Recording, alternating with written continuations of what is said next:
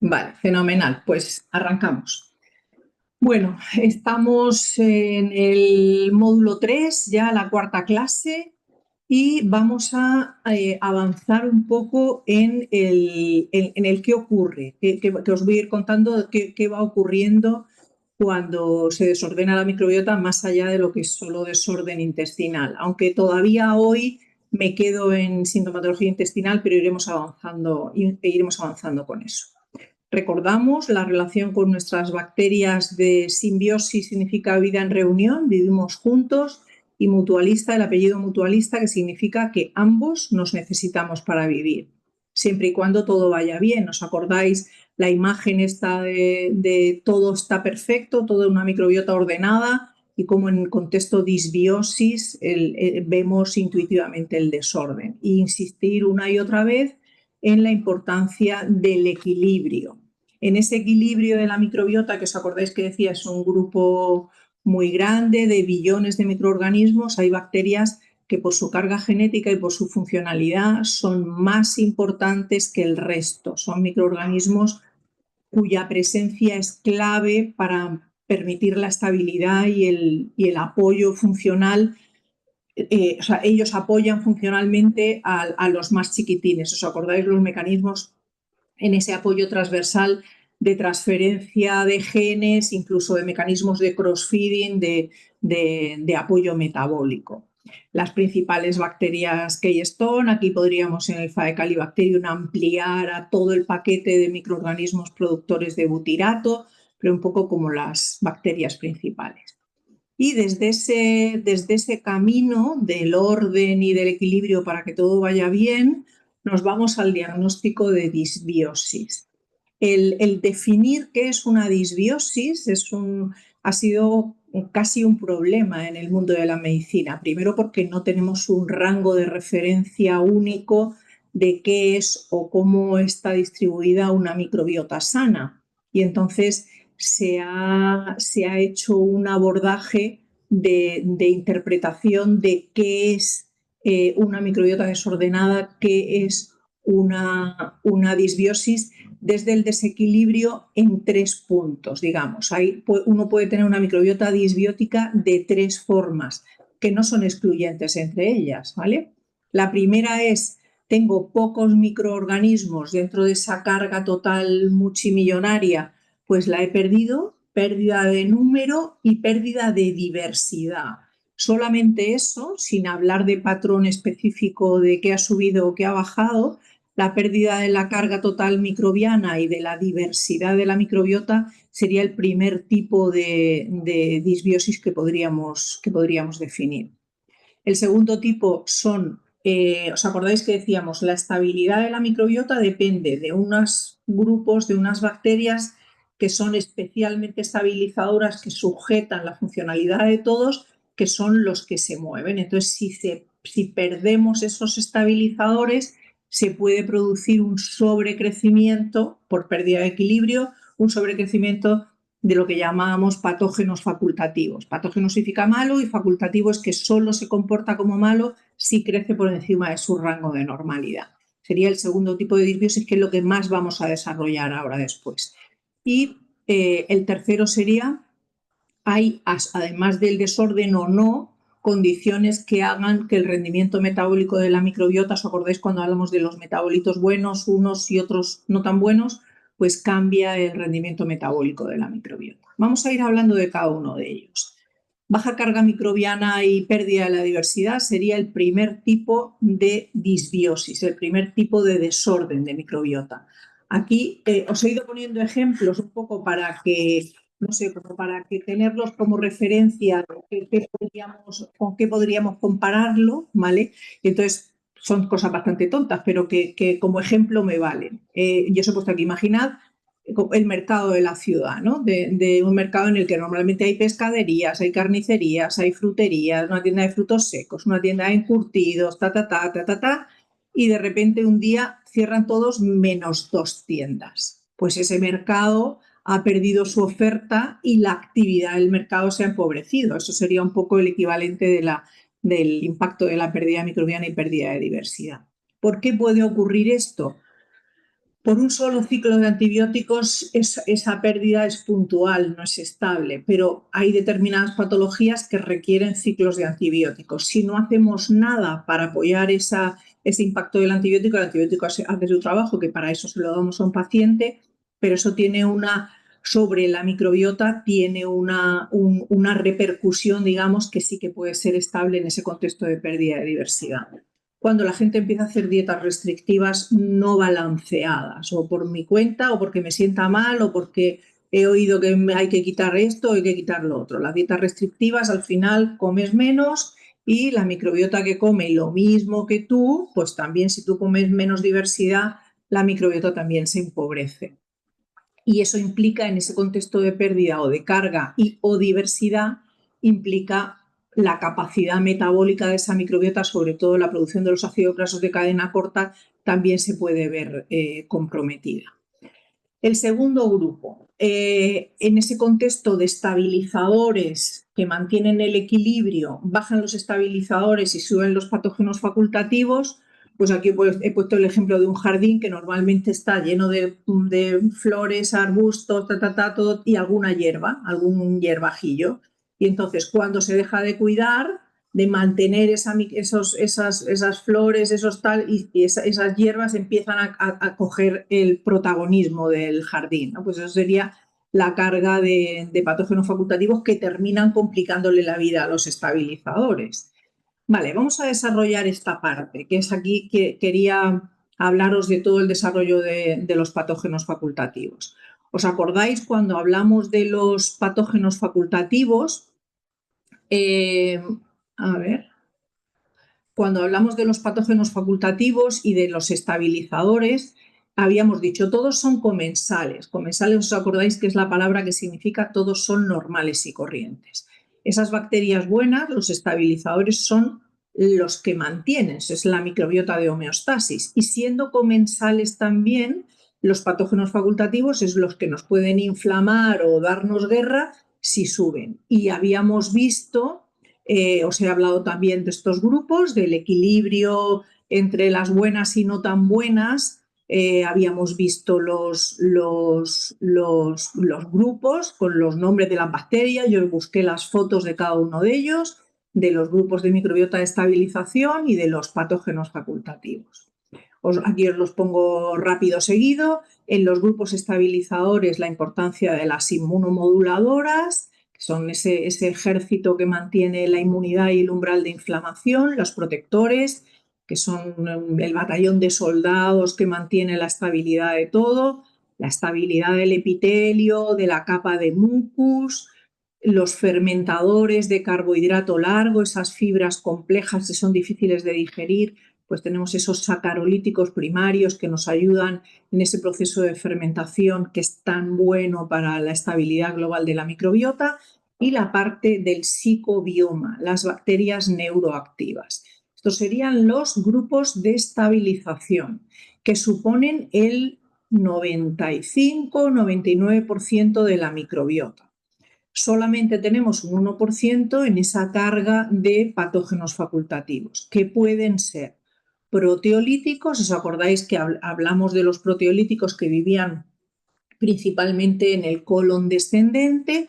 Bacterias proteolíticas que tienen una actividad buena cuando son y están en la cantidad adecuada, una actividad buena en el contexto de que de la digestión de la proteína obtenemos aminoácidos, bienvenido. El problema es que mucha carga de proteolíticos en un contexto de desorden, pues las moléculas, otras moléculas que también se producen en ese proceso de digestión de las proteínas pueden ser proinflamatorias. Aminas biógenas, aquí es donde estaba la histamina, ¿os acordáis que hablamos de ella? Amoníaco, el CO2, indol, escatol, los fenoles. Los ácidos grasos, en vez de ser de cadena corta, que son los buenos, el butirato, el acetato, pues en este contexto de rendimiento proteolítico empiezan a formarse otros ácidos grasos volátiles, de cadena ramificada, que son mucho más proinflamatorios.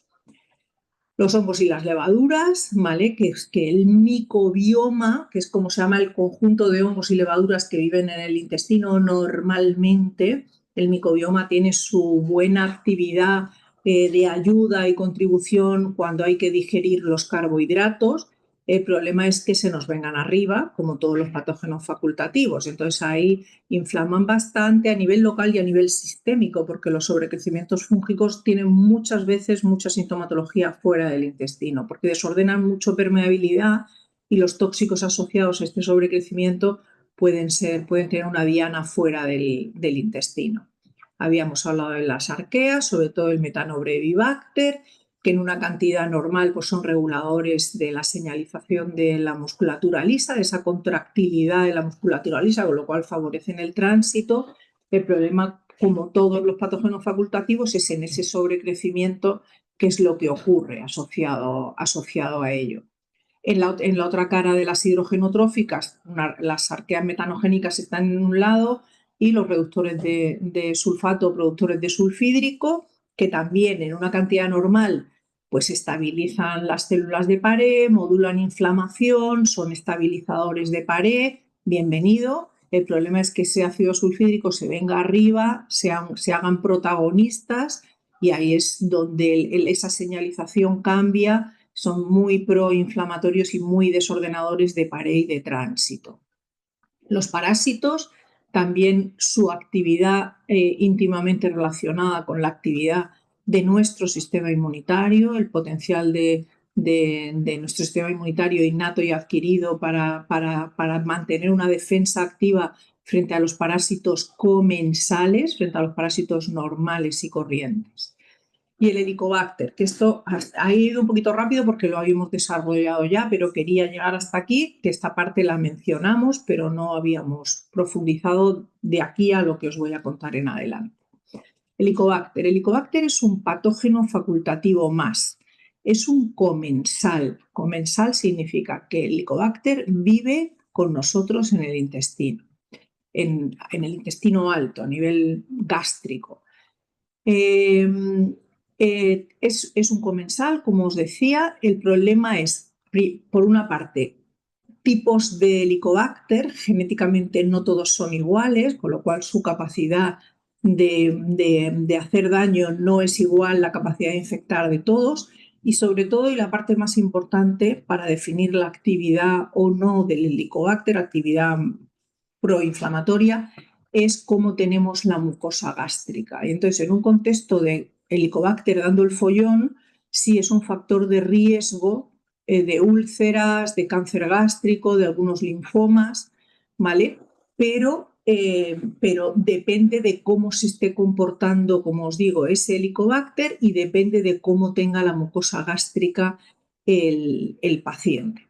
A diferencia de otros patógenos facultativos, la colonización de Helicobacter en la infancia se ve facilitada, o sea, como comensal, que es un regulador inmunitario, ahora lo veréis, por los linfocitos T helper, que es una parte de nuestro sistema inmunitario. Entonces es como los que van teniendo control sobre esa presencia de Helicobacter para tenerlo un poco a raya, digamos, ¿no? Controlarlo inmunitariamente y favorecer esa tolerancia inmunológica que os explicaba el otro día, de reconocer un tomate como tomate y yo no me tengo no tengo que hacer nada, no me tengo que defender frente al tomate. Pues también en esa colonización en la infancia por Helicobacter, esta parte de linfocitos T helper son muy ayudadores a ir reconociendo Helicobacter cuando está bien como un comensal, como un microorganismo más. Decía que la mucosa gástrica, cómo está la mucosa gástrica, es muy importante a la hora de que Helicobacter dé o no guerra. Además de que la mucosa gástrica, además de anatómicamente que proteja de una forma o de otra, es que también tiene un componente, esa mucosa gástrica también tiene un componente inmunitario, sistema inmunitario innato y adquirido, que va modificando esa capacidad de adhesión y agresión del Helicobacter de unos pacientes a otros. En un contexto de normalidad, hemos dicho, tiene un efecto beneficioso. ¿Por qué? Porque es un modulador inflamatorio, es un modulador, es un regulador de la funcionalidad intestinal. Incluso hay bibliografía que habla de Helicobacter como protector frente a escenarios de alergia, patologías autoinmunes y enfermedades inflamatorias intestinales. Un modulador inflamatorio si hace bien su trabajo, ¿vale? La prevalencia de Helicobacter supera la mitad de la población mundial, pero la capacidad de dar follón, de generar enfermedad, es muy variable de unas personas a otras. Y os he comentado también que depende de la genética del propio Helicobacter. Esa genética confiere al bicho más o menos virulencia. La virulencia es la capacidad de infectar y cuáles son las condiciones ambientales. Eso significa cómo está la mucosa gástrica. Cuando infecta, el Helicobacter es verdad que interfiere, favorece esa inflamación de la mucosa gástrica, esa gastritis. Apoptosis significa muerte celular, que serían las úlceras, ¿vale? Ya ahí sí que pone en marcha la respuesta inflamatoria.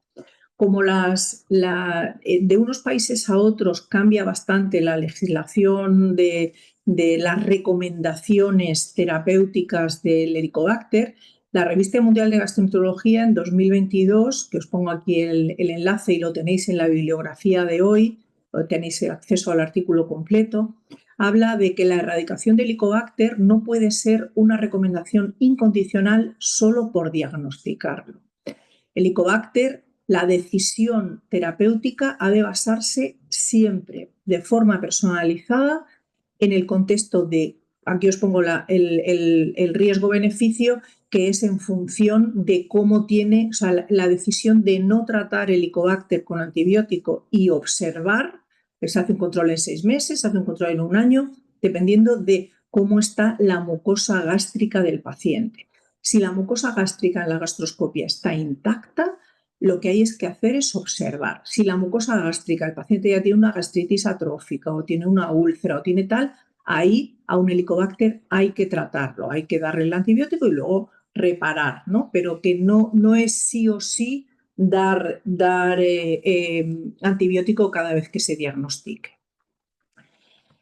Vamos a hablar de los sobrecrecimientos. Hoy nos vamos a reír en el turno de preguntas. Vamos a hablar de los sobrecrecimientos.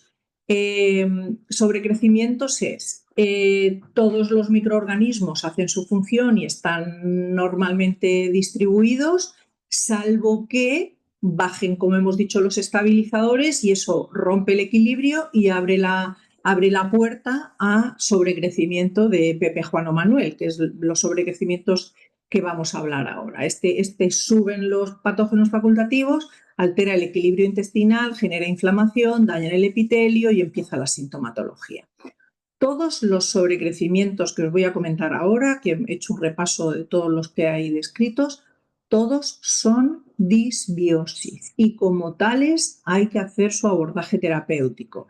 No tienen particularidades enfocadas en el tratamiento de si es un SIBO o un IMO o un lo que sea. Hay que entender por qué ese paciente ha hecho ese sobrecrecimiento y el tratamiento hay que arrancarlo desde ahí, recuperar todos los factores de homeostasis que se han perdido para permitir que uno u otro, un Pepe, Juan o Manuel, se nos vengan arriba.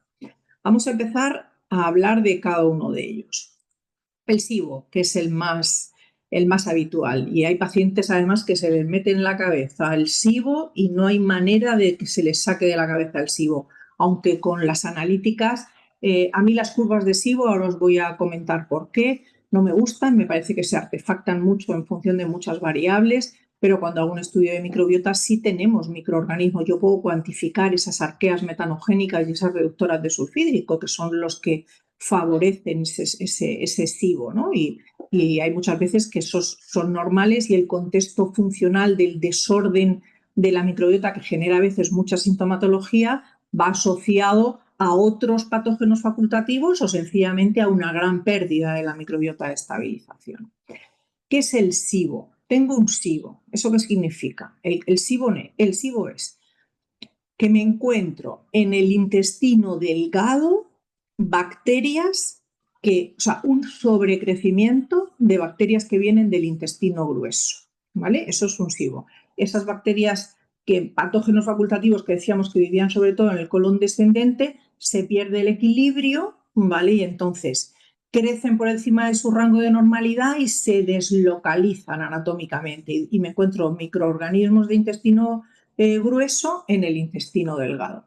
La sintomatología, que os he ido poniendo los síntomas uno a uno, he consultado un poco las guías, pero veréis que se solapan unos con otros y no todo el mundo que tiene un SIBO tiene estos síntomas, porque un SIBO no es una entidad única de desorden en un paciente. Entonces, os he puesto aquí un poco los principales, pero ya veréis que se solapan bastante con los otros sobrecrecimientos.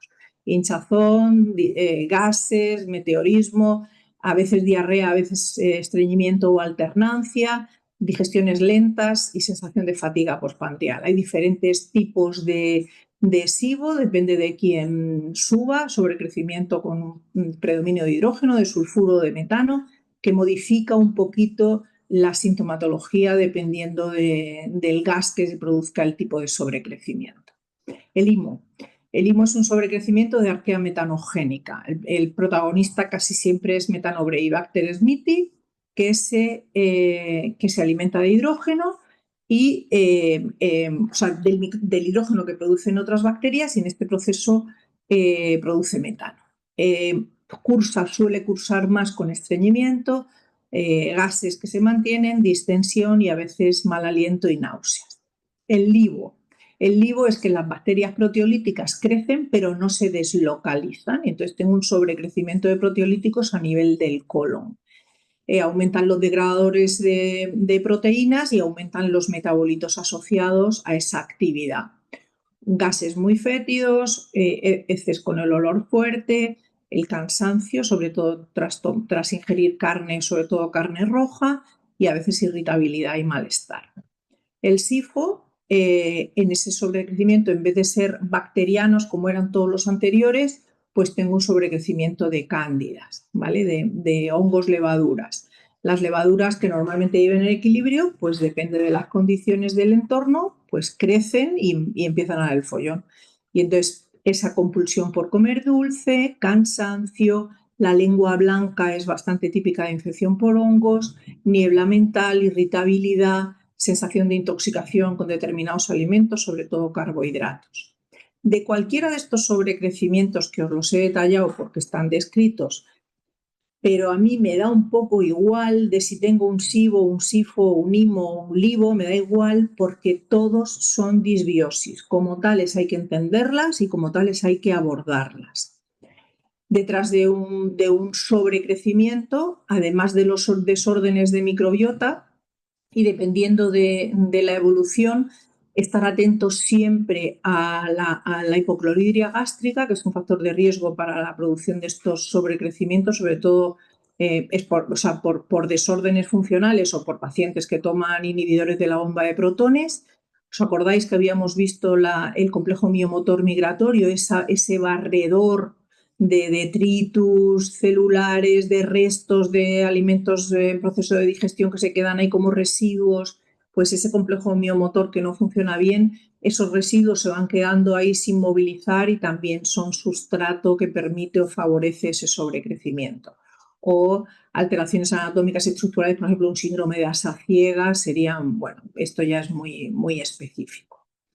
Cuando un paciente tiene un sobrecrecimiento y no responde al tratamiento, siempre hay que descartar que pudiera tener una celiaquía, que pudiera tener una diabetes. Hay que valorar cómo está funcionando hígado y páncreas y si de fondo tengo un trastorno inmunitario. Esto nunca se hace en un primer tiempo, el paciente va evolucionando clínicamente y son opciones que tenemos que tener los médicos en la cabeza para plantear. Si pasan meses y el paciente no termina de evolucionar, bueno, pues buscar descartes de cosas que pueden haber de fondo. Hay un común de sospecha clínica que, como veis, es de casi todas las disbiosis. Cuando hemos hablado de da igual un desorden que otro, es meteorismo, gases, distensión, cambio de consistencia, cambio de frecuencia, cambio de tránsito en general, dolor, problema con la digestión. O sea, es una sospecha clínica bastante anodina. ¿Cómo confirmamos el diagnóstico? Lo que está más estandarizado y lo que más se hace son las pruebas del aliento, En la prueba del aliento mide la cantidad de hidrógeno o de metano que se exhala después de beber una mezcla determinada de glucosa y agua, y entonces pues dependiendo de la curva que sale de gases, pues se determina si tienes o no un sobrecrecimiento y qué tipo de sobrecrecimiento tienes. La Clínica Mayo también se posicionó a esta prueba, que es verdad que es barata y es la que más se hace.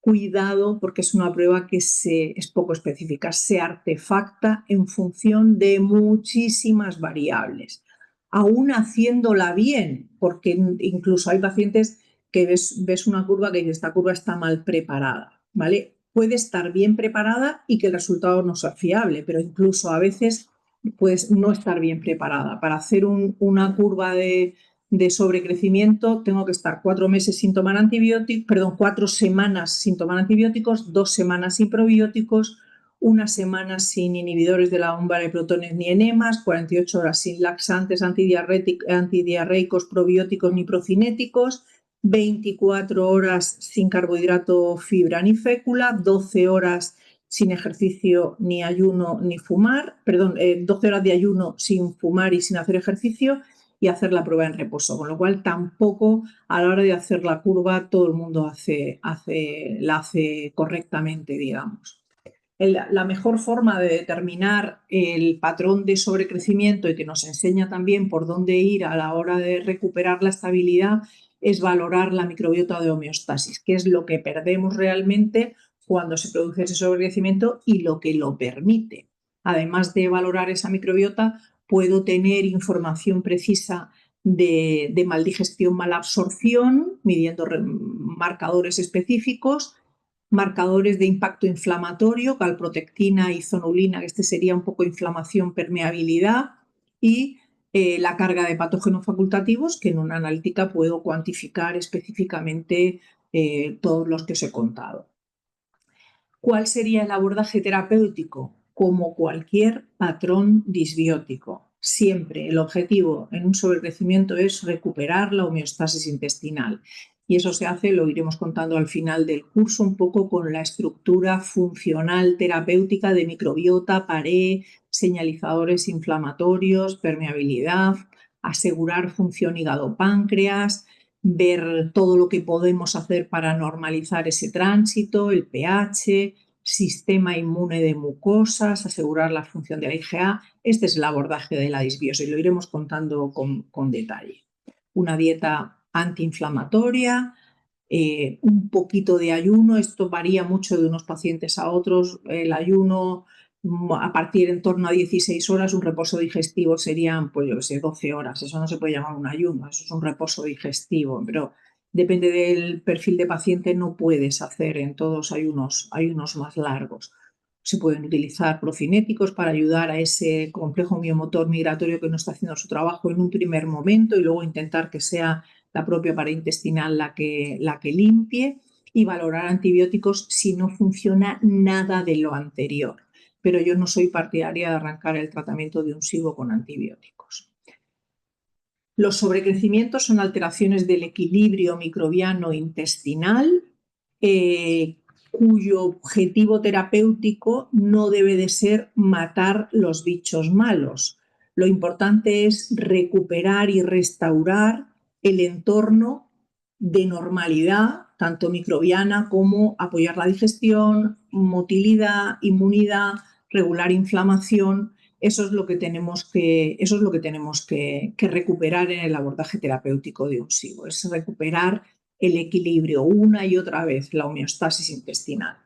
Y esto me lleva a la última parte de disbiosis. ¿De qué es la disbiosis? Habíamos dicho la primera, pérdida de número o de diversidad. La segunda, pérdida de la microbiota de estabilización con sobrecrecimiento de patógenos facultativos, unos u otros. Y el tercer patrón disbiótico sería la actividad, el desorden del rendimiento metabólico de la microbiota. Y aquí yo vuelvo a poneros un ejemplo de imaginar la microbiota como una fábrica que fabrica queso, ¿vale? Y de repente los mismos trabajadores cambia el director y empiezan a no tener las directrices claras de qué tienen que hacer. Bueno, pues en vez de fabricar queso, se pueden empezar a fabricar cosas que pueden resultar tóxicas, que pueden no ser buenas, ¿vale? Entonces, bueno, pues aunque el componente estructural es el mismo, si las directrices de orden y normalidad cambian, el resultado final de qué produce la microbiota para nosotros puede ser perjudicial, puede ser proinflamatorio. También habíamos hecho el desarrollo, creo que en la clase 2, de los metabolitos, los buenos. ¿Os acordáis que hablamos de los ácidos grasos de cadena corta, acetatos, propionato y sobre todo la importancia del butirato? Todo el paquete de moléculas antibiótico-like, de moléculas de defensa que produce la microbiota para nosotros, los ácidos biliares, acordaos que comentamos, los primarios, los secundarios, la importancia de la microbiota para la digestión, o sea, para la importancia de la microbiota para la digestión de las grasas en este contexto de conversión de los ácidos biliares. Y los metabolitos del triptófano y el eje intestino-cerebro. Este sería el paquete de microbiota, de metabolitos que produce la microbiota buena para nosotros, metabolitos buenos, y en un contexto de desorden, la importancia de los portadores de lipopolisacáridos, de histamina, tiramina, feniletilamina, todas las aminas biógenas y el amoníaco. También esto lo habíamos comentado. Vale, esto me permite saltar a un desarrollo que lo tenéis en el programa y que me pareció interesante entender, o sea, que entendierais, haceros entender de todas las circunstancias clínicas por las que a mí o a ti te puede sentar mal un alimento. Vamos a ir desarrollándolas cada una de ellas.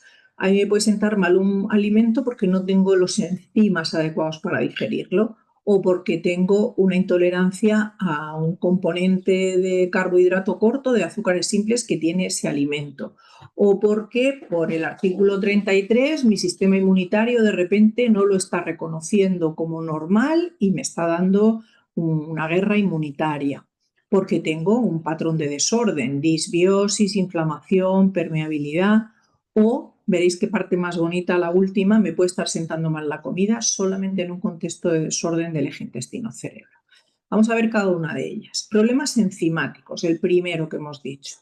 Los enzimas, ¿qué son? Las herramientas, las moléculas que produce mi cuerpo para digerir los alimentos. Los enzimas lo que hacen es como romper los alimentos, moléculas más grandes, estructuralmente lo van rompiendo en piezas más pequeñas y de esa forma permitir la digestión y permitir la absorción. Si los enzimas fallan su actividad o fallan porque no se producen, los alimentos van quedando sin digerir y eso va generando desórdenes de síntomas, de gases, de dolor, de distensión. ¿Por qué se produce este problema enzimático? Puedo tener un déficit primario, eso significa que genéticamente mi cuerpo no está diseñado por un defecto genético para producir tal o cual enzima. Eso ocurre, es muy raro, pero sería de nacimiento, digamos, ¿vale? Pues un problema genético que me impide digerir determinados alimentos. Los déficits enzimáticos suelen ser adquiridos. Adquiridos significa funcionales y funcionales significa que aparecen en un contexto de desorden, o después de una gastroenteritis o después de una toma de antibióticos. Déficit adquirido. Cuidado con el envejecimiento, igual que la microbiota envejece, lo habíamos comentado en la primera clase, también puede envejecer tu capacidad de producir enzimas y eso también dificulta la digestión de los alimentos. O tener de fondo patologías inflamatorias o de muchos tipos que complican la funcionalidad de los enzimas, aunque los tenga. Los tengo, los produzco, pero en un contexto de mucho desorden no funcionan bien. Ejemplos, la intolerancia a la lactosa, ¿vale? Se necesita no la secundaria que os voy a comentar con detalles, sino la primaria, ¿vale? No tengo lactasa. El problema del azúcar común, cuyo enzima para poder digerirla es la sacarasa. El almidón, ¿vale? Tengo un problema de digestión del almidón por las amilasas, que sería el enzima encargado de la digestión de la digestión del almidón. Primera razón por la que tengo problema de digestión, déficit de enzimas. ¿Qué puedo hacer? ¿Qué opciones terapéuticas? Esto siempre en manos de los profesionales, ¿vale? Puedo dar enzimas digestivos específicos identificando cuál es el que falta. Puedo adaptar la alimentación, incluso la preparación de los alimentos para favorecer esa digestión. Puedo temporalmente quitarlos y tratar de reintroducirlos gradualmente cuando haya resuelto ese problema inflamatorio, evaluar qué puede haber de fondo en ese problema enzimático y siempre ese apoyo básico de la digestión de comer erguido, comer despacio, masticar bien, evitar los alimentos demasiado crudos que se digieren.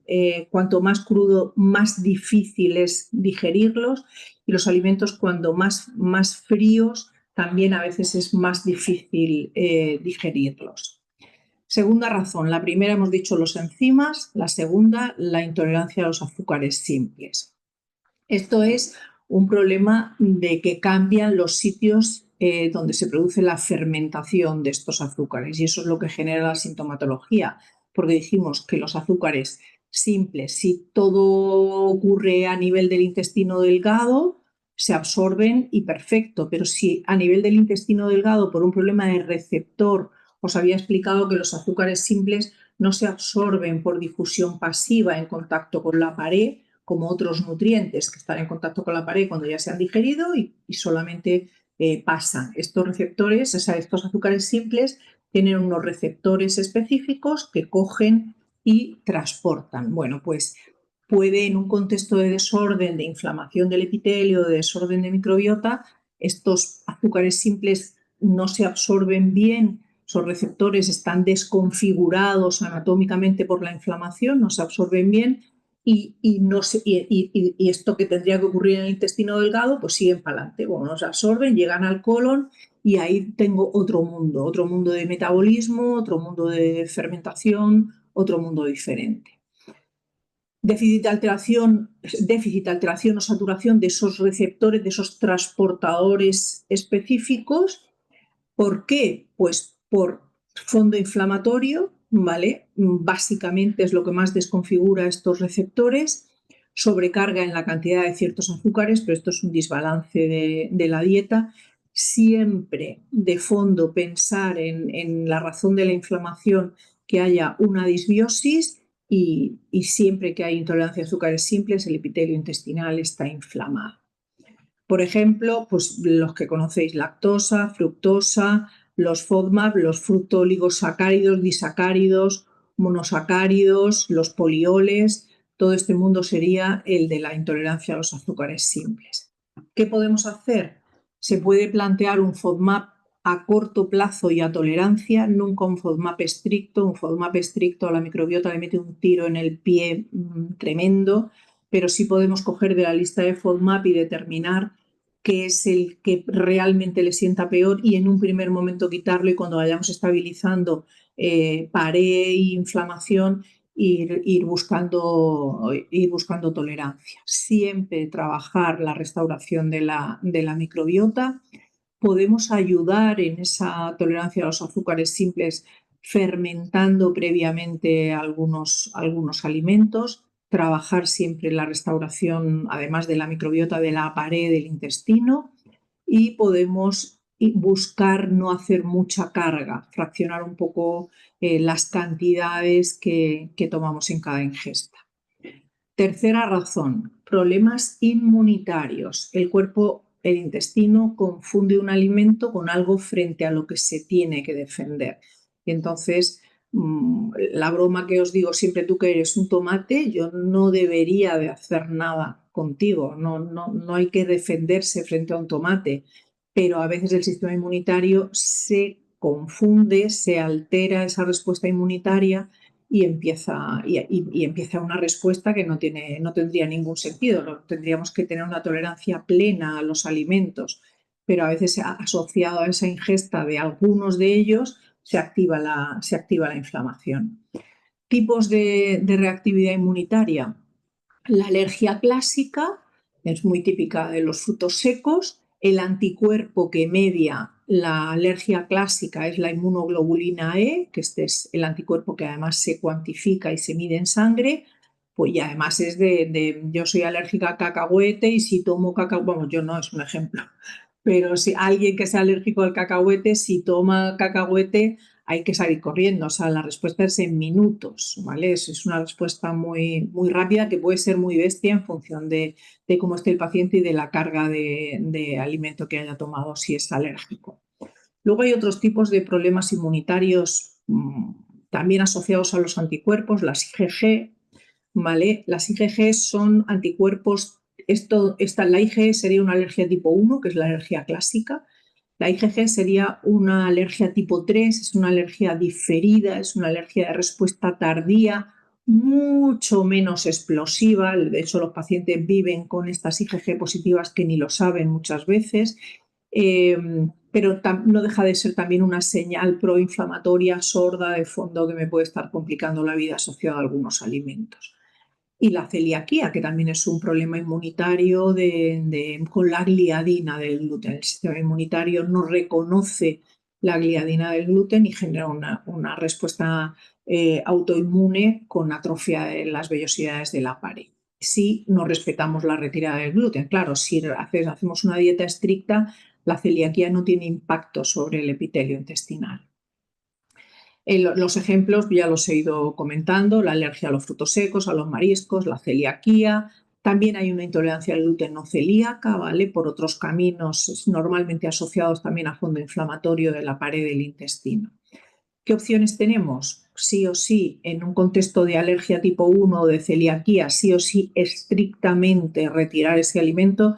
No hay forma de darle la vuelta a una celiaquía, por ejemplo. O sea, el que se diagnostica una celiaquía va a ser celíaco para siempre, aunque trabajemos microbiota, pared, inflamación, va a ser celíaco para siempre. Es muy importante en este contexto inmunitario la certeza diagnóstica, saber exactamente con precisión dónde estamos con un paciente. Los médicos tienen que tener una confirmación absoluta de cuál es el problema. En esa alergia diferida, eso se llama alergia tipo 3, que os he comentado de las inmunoglobulinas C, que eso técnicamente se llama sensibilidad alimentaria, es verdad que se pueden excluir temporalmente los alimentos y reintroducirlos después. Con una dinámica de rotación se pueden reintroducir.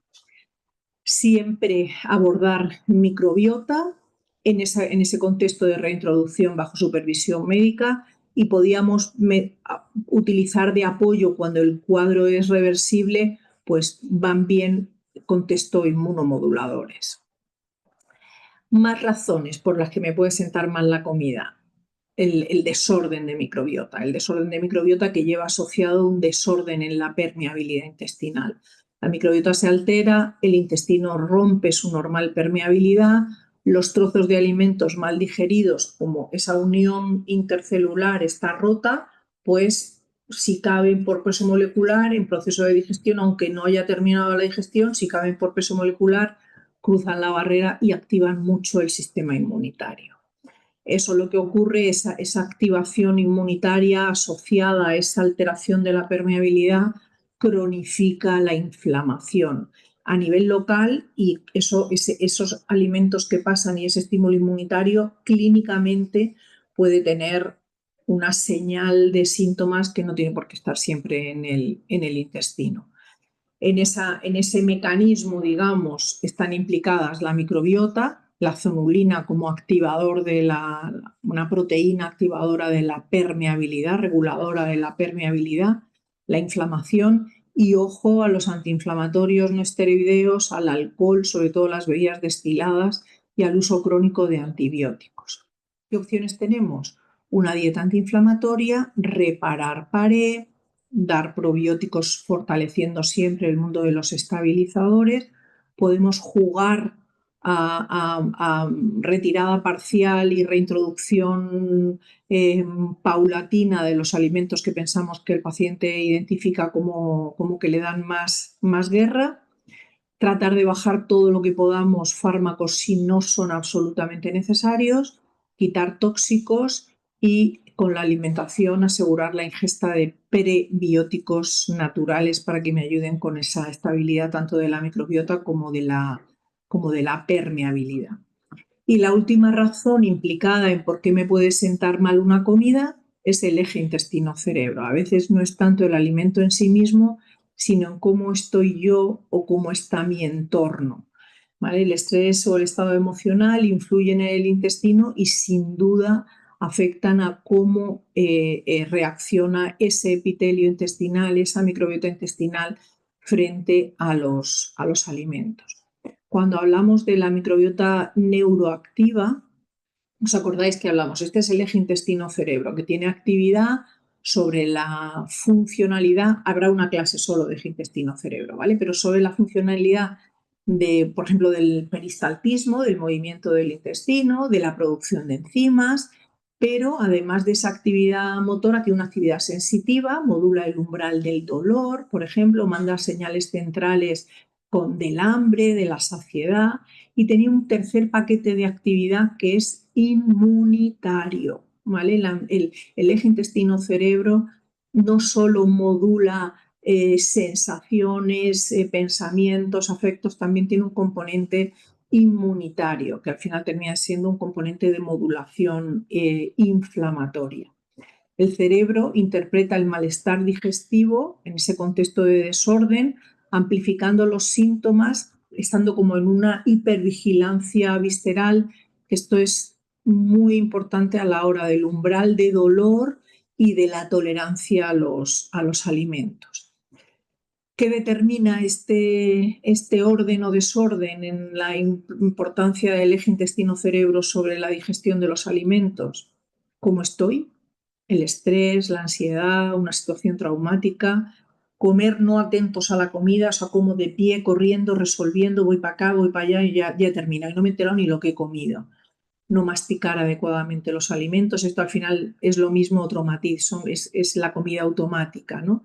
Es estar atentos a otras cosas menos a la alimentación. Y ese eje intestino-cerebro también puede influir si anteriormente he tenido experiencias malas del tipo que sea asociada a la ingesta de determinados alimentos. Comer el fin de semana o comer en vacaciones a comer bajo estrés, yo estoy harta en consulta de pacientes que me dicen que les sienta diferente la comida en unas condiciones que en otras. El dolor, ese umbral de dolor que decíamos asociado al desorden del eje intestino-cerebro, no tiene causa orgánica la mayoría de las veces, es sencillamente una disfunción del eje intestino-cerebro. Es como intentar leer un libro en mitad de una tormenta. No importa tanto el contenido, sino que es el entorno el que impide hacer correctamente esa lectura, ¿no? Sería un poco el ejemplo de la importancia del intestino-cerebro. ¿Qué podemos hacer? Pues alimentación consciente, masticación consciente, atención plena. Se puede apoyar con psicobióticos, se puede hacer un escenario de respiración diafragmática, del mundo del yoga, la meditación, bienvenido, todo lo que podamos hacer de recursos para activar el nervio vago, que comentaremos en la clase de eje intestino-cerebro, bienvenido. De repente un poco más arriba, en apoyo psicológico, terapias cognitivos conductuales, no tiene ningún sentido para un alimento que me sienta mal, pero un paciente que está en un contexto psicológico comprometido, pues también podría ser interesante. Y el respeto en el estilo de vida, pues lo que decimos siempre, los ritmos circadianos. Asociado a este desorden de por qué me sienta mal un alimento, que decíamos las consecuencias de la disbiosis que hemos comentado al principio, los alimentos me sientan mal, y otro síntoma muy prevalente en ese contexto de tengo un problema de disbiosis es el desorden de tránsito intestinal. El desorden de tránsito intestinal, la diarrea o el estreñimiento, que os voy a explicar un poco por separado, pero que son dos caras de la misma moneda. Vamos a hablar del tránsito intestinal. El aparato digestivo, habíamos hecho un apunte en otra clase, ahora os voy a contar cosas diferentes de lo que os conté el otro día del tránsito intestinal. El aparato digestivo decíamos que controla la estabilidad del crecimiento de las bacterias. Una de las razones es porque controla el flujo de contenido. Y entonces, si los alimentos transitan en su tiempo normal, no se me quedan residuos atrás, con lo cual se va quedando limpio el intestino. Si ese tránsito se enlentece y se van quedando residuos atrás, pues al final es sustrato nutricional para las bacterias, ¿vale? Habíamos hablado también de los dos tipos de movimiento de ese tránsito. Había un tránsito de peristaltismo que permitía avanzar y había un movimiento de segmentación que permitía mezclar. Esto es muy importante, sobre todo en el intestino delgado, para mezclar los alimentos con los enzimas, con los ácidos biliares, ¿vale? Y el movimiento de peristaltismo era el que permitía el avance, con lo cual hay que coordinar esos dos tipos de movimientos para permitir el normal tránsito y la normal velocidad de tránsito intestinal.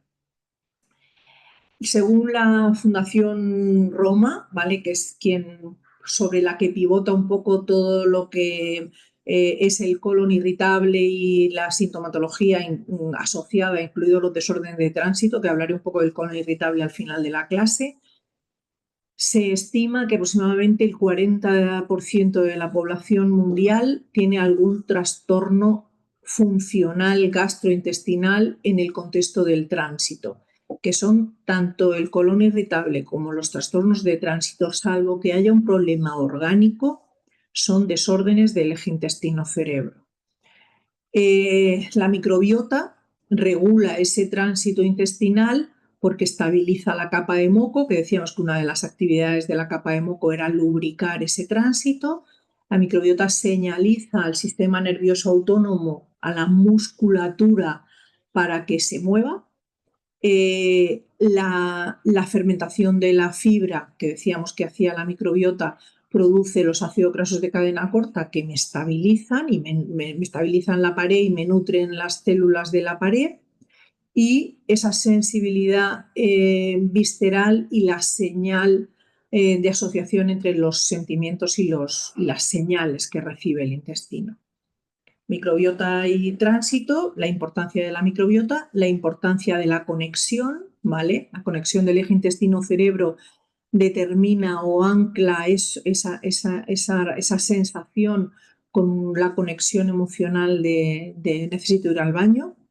La conexión emocional, el estrés o la ansiedad también pueden producir en un momento determinado el miedo, un episodio de diarrea, o al revés, de contención y de estreñimiento, según sea la parte emocional, según sea la afectividad de cada persona. Y todo el desarrollo del colon irritable que os contaré al final de la clase. Vamos a hablar de la diarrea. La diarrea, ¿qué significa tengo diarrea? Significa que mis deposiciones son más frecuentes, más blandas o líquidas y que la mayoría de las veces se acompañan de urgencia. Tengo que ir al baño ahora, ¿vale? No es un problema en el sentido de que no tiene por qué ser una molestia, sino una señal de que algo está desordenado, de que algo está desequilibrado en el intestino. Cuando hacemos ese tránsito rápido, ¿vale? Hay pacientes que me dicen, yo cuando tengo tanta diarrea casi no bebo ni agua. Error, ¿vale? El agua es necesaria de muchas formas para la normal funcionalidad del intestino, y donde nosotros, bueno, en torno a 1 litro, litro y medio mínimo, manejamos, o sea, maneja nuestro intestino dependiente de lo que tomamos. Los líquidos que produce el intestino, tanto todo el mundo de las secreciones, en torno a 9 litros diarios, ¿vale? Con lo cual no es agua, ¿vale? Pero sí necesito el agua para ayudar a que todo esto funcione y se produzca adecuadamente. El intestino, decíamos que también esa ingesta de agua también nos ayuda a mantener la fluidez en el tránsito. Esos líquidos, tanto que bebemos como que producimos, se reabsorben. Perdemos muy poca cantidad de líquido con las heces. Y esa función la función secretora de todos esos líquidos en el intestino también puede estimularse o inhibirse en función de si hay presencia de alimentos que tienen o no que ser absorbidos. Esto es un mecanismo de equilibrio que impide que esa pared del intestino y los tejidos que hay detrás se deshidraten. Esto es el mecanismo normal porque por lo que el paciente equilibra el tránsito intestinal entre la diarrea y el estreñimiento. Cuando tengo diarrea, ¿por qué puede un paciente tener diarrea? Siempre pensar en microbiota. Bajan los buenos, se desequilibra el ecosistema y pueden subir patógenos. Ese desorden en la estabilidad y funcionalidad de la microbiota altera la digestión. Incluso en ese sobrecrecimiento de los patógenos a veces se producen toxinas o moléculas pseudotóxicas que son especial señalizador de tránsito rápido, ¿vale? Entonces, pero todo viene de la mano de microbiota desordenada. Se puede producir una diarrea porque tengo una gastroenteritis vírica, que son las más habituales, o bacterianas, o por un sobrecrecimiento anormal de parásitos infectando, ¿vale? Las parasitosis también suelen cursar con diarrea. Puedo tener diarrea porque tengo intolerancia a azúcares simples que no estoy haciendo nada con ella y sigo, o sea, no hago nada para resolverla y sigo tomando azúcares simples, pues eso es muy promotor de la diarrea. Determinados fármacos, la ingesta de determinados fármacos, sobre todo en el caso de los antibióticos, no son por un impacto directo del antibiótico, sino por un impacto indirecto de la microbiota, perdón, el antibiótico yo lo tomo para lo que sea, para una infección de orina, pero también la microbiota se afecta, ¿vale? Con lo cual, siempre en un contexto, una vez más, de pérdida de los estabilizadores. Las emociones y el estrés, también personas cuyo sistema inmunitario se desregula, su sistema inmunitario se desregula en un contexto absolutamente emocional. ¿Cómo hacemos el tratamiento de la dieta? O sea, el tratamiento, perdón, de la diarrea. Con la dieta, eliminar lo que pueda ser más guerrero, el alcohol, la cafeína, los tóxicos, por supuesto la comida, ultraprocesados, refinados, todo eso está fuera. Podemos, en determinados patrones de diarrea, evitar temporalmente azúcares fermentables e ir probando con fibra soluble un poco más estable para ver cómo va estabilizando el tránsito. Es muy importante que un paciente con diarrea no se deshidrate, especialmente los niños, pero los adultos igual. Lo podemos compensar con suero, el suero oral, ¿vale? O os pongo aquí la fórmula casera de compensación de minerales en los momentos que tenemos mucha diarrea. Evitar de forma proactiva las bebidas gaseosas o azucaradas y nos pueden venir bien infusiones antiespasmódicas y calmantes como manzanilla, menta o jengibre. Probióticos, el Saccharomyces boulardii es el campeón para el abordaje de las diarreas, del tipo que sea, y el Rhamnosus GG también tiene bastante bibliografía asociada a la diarrea. Siempre plantearse control de ansiedad, estrés, la parte de control emocional, si quiero manejar una diarrea, siempre el paciente lo tiene que tener en cuenta. Reflexiones que os pongo aquí, tanto para la diarrea como para el estreñimiento, reflexiones emocionales que debería de hacer toda persona que tiene en este caso, una diarrea crónica. ¿Cuáles son sus recursos emocionales para manejar el estrés? Normalmente están comprometidos. Pacientes con diarrea, muchas veces emocionalmente lo que tienen es claro, esta decisión sé que es lo que tengo que hacer, pero no soy capaz de ejecutarlo. El rechazo a pensamientos o sentimientos que ya sé que esta es la decisión, eso sé que es lo que tengo que hacer, pero entro en el rum de no ejecuto, ¿no? Eso suele cursar con diarrea. Necesidad de deshacernos algo, imaginaros un trabajo de un jefe que no, un mal trabajo o una mala relación de pareja de la que somos conscientes, pero no somos capaces de salir. El vivir sintiéndote en una situación de amenaza, eso es diarrea. Ser incapaz de aceptar una crítica, la tolerancia a la frustración, todo eso, si eres una persona que tiene diarrea, ser consciente de esto y hacer este abordaje también en ese eje intestino-cerebro también te ayudará a evolucionar la diarrea. Si la diarrea es crónica y hay sangre o se asocia a pérdida de peso, sí o sí, siempre consultar a un médico. El estreñimiento, decíamos, la otra cara de la misma moneda. Tiene una prevalencia mundial del 15%. ¿Qué significa estar estreñido? Estar estreñido significa menos de una deposición diaria y o esfuerzo en la evacuación, sensación de evacuación incompleta, incluso a veces necesidad de asistencia digital para estimular la evacuación de las heces. La consistencia de las heces, esas bolitas caprinas que dicen los pacientes, eso también podríamos definir eso como estreñimiento. El estreñimiento, una de las cosas que hay que plantearse es cuáles son los hábitos del paciente. Hay una cosa muy bonita que ocurre en el organismo, que es el reflejo gastrocólico, que es la capacidad que tiene el colon, el final del colon, la capacidad que tiene de leer que al estómago llega comida.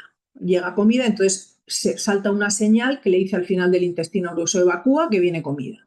Entonces, ese reflejo gastrocólico que ocurre después de comer, normalmente inmediatamente podría ser hasta 2 horas después de comer, pero es bastante cerca de la comida. Los adultos, donde lo tenemos más fuerte, más importante es después de desayunar. Pues los pacientes estreñidos, o bien a esa hora si no tienen hábito ninguno, o cuando sea su momento, intentar aprovechar ese reflejo gastrocólico.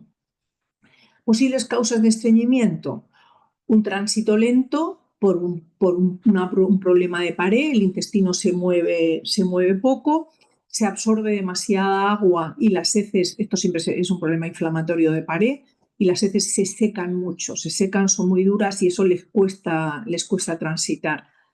En hipotiroidismo mal manejado o no diagnosticado, este suele ser un problema, y en el envejecimiento, por lo que decíamos de la pérdida de la microbiota de estabilización. Tránsito lento. Microbiota poco activa. Al final son matices de desorden de microbiota. Algunas bacterias no producen bien los estimulantes, los ácidos grasos de cadena corta que estimulan ese movimiento, y la pared se queda como un poquito perezosa. Con la alimentación, poca agua o poca fibra, y el ejercicio. El no ejercicio, realmente el sedentarismo es un factor de riesgo muy importante para la aparición del estreñimiento. Disfunciones de suelo pélvico, ¿vale? Para la evacuación, ¿os acordáis todo lo que había que coordinar para hacer una normal evacuación? Pues si el suelo pélvico, imaginaos por un parto difícil o mucha laxitud en personas a lo mejor mayores que tienen el suelo pélvico mal funcionante, pues eso puede favorecer el estreñimiento. Determinados fármacos también favorecen el estreñimiento. Puntualmente no, pero si se mantienen sí pueden ser proestreñimiento. Y si no hay más remedio que tomarlos, lo que hay es que poner las medidas para impedir que el paciente se estreña. Hay siempre un componente emocional, igual que lo hay en la diarrea, que hemos comentado: estrés, ansiedad, personas muy controladoras, personas muy controladoras es la palabra. Gente a veces incluso con represiones emocionales. No deja de ser, por una forma, por un camino o por otro, activación anormal del sistema nervioso autónomo, y eso hace que la pared del intestino tenga tendencia a pararse un poco más, y si se para la pared hay estreñimiento. Nunca ignores un reflejo, una necesidad de tengo que ir al baño. Nunca, me da igual, ni porque tengo prisa que no llego al trabajo, ni porque me da vergüenza, ni porque no estoy en mi baño, ni porque estoy de viaje. Ese no hacerle caso al reflejo defecatorio va haciendo que el colon vaya perdiendo la sensibilidad de la señal de necesito evacuar, y eso también a medio o largo plazo es proestreñimiento. Y al baño hay que ir, si todo va bien, en menos de un minuto se ha hecho la evacuación, pero si tenemos cierta tendencia al estreñimiento, dediquémosle un poquito de tiempo. Con la alimentación, aumentar todo lo que podamos la fibra, Las semillas de lino, de psyllium, son reguladores suaves, sí o sí la hidratación y infusiones, os pongo aquí el hinojo, anís y menta. En el estilo de vida, el ejercicio, una vez más, para ayudar al estímulo de ese movimiento intestinal, establecer un horario fijo para ir al baño y el banquito que decíamos de levantar un poco ese 35 grados, el ángulo de la cadera. Probióticos, pues hay algunos que ayudan, prebióticos importantísimos, sobre todo en el desayuno. Podemos hacer relajación y podemos mejorar mecanismos de biofeedback para mejorar esas disfunciones o esas disinergias musculares a nivel de suelo pélvico. Reflexiones emocionales para el estreñimiento. Ojo a la digestión emocional. Las emociones hay que digerirlas adecuadamente. Una mala gestión emocional, un bloqueo emocional, esa represión emocional también puede tener detrás un estreñimiento. Los atascos mentales, el run run, gente muy rumiadora que no avanza y se queda en el run run, esos atascos mentales suelen acompañarse de estreñimiento. Esos silencios atragantados, esas palabras que no soy capaz de verbalizar o emociones que no soy capaz de verbalizar, esa dificultad para expresar los sentimientos, el miedo a veces da diarrea, pero el miedo vital también puede cursar con estreñimiento.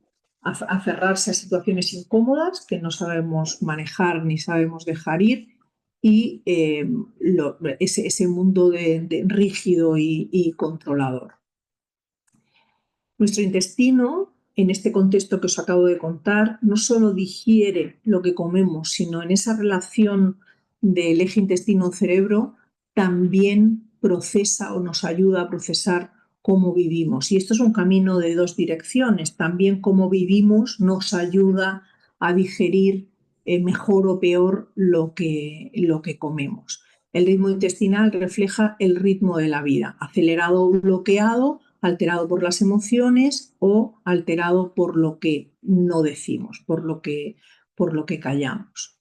La diarrea y el estreñimiento no son solo molestias de tránsito, son mensajes que el cuerpo nos da pidiéndonos que les escuchemos, pidiendo equilibrio y pidiendo cuidado. Y cierro la clase, que voy bien de tiempo, haciendo un poco desarrollo en profundidad del colon irritable, que también os lo había propuesto en el programa.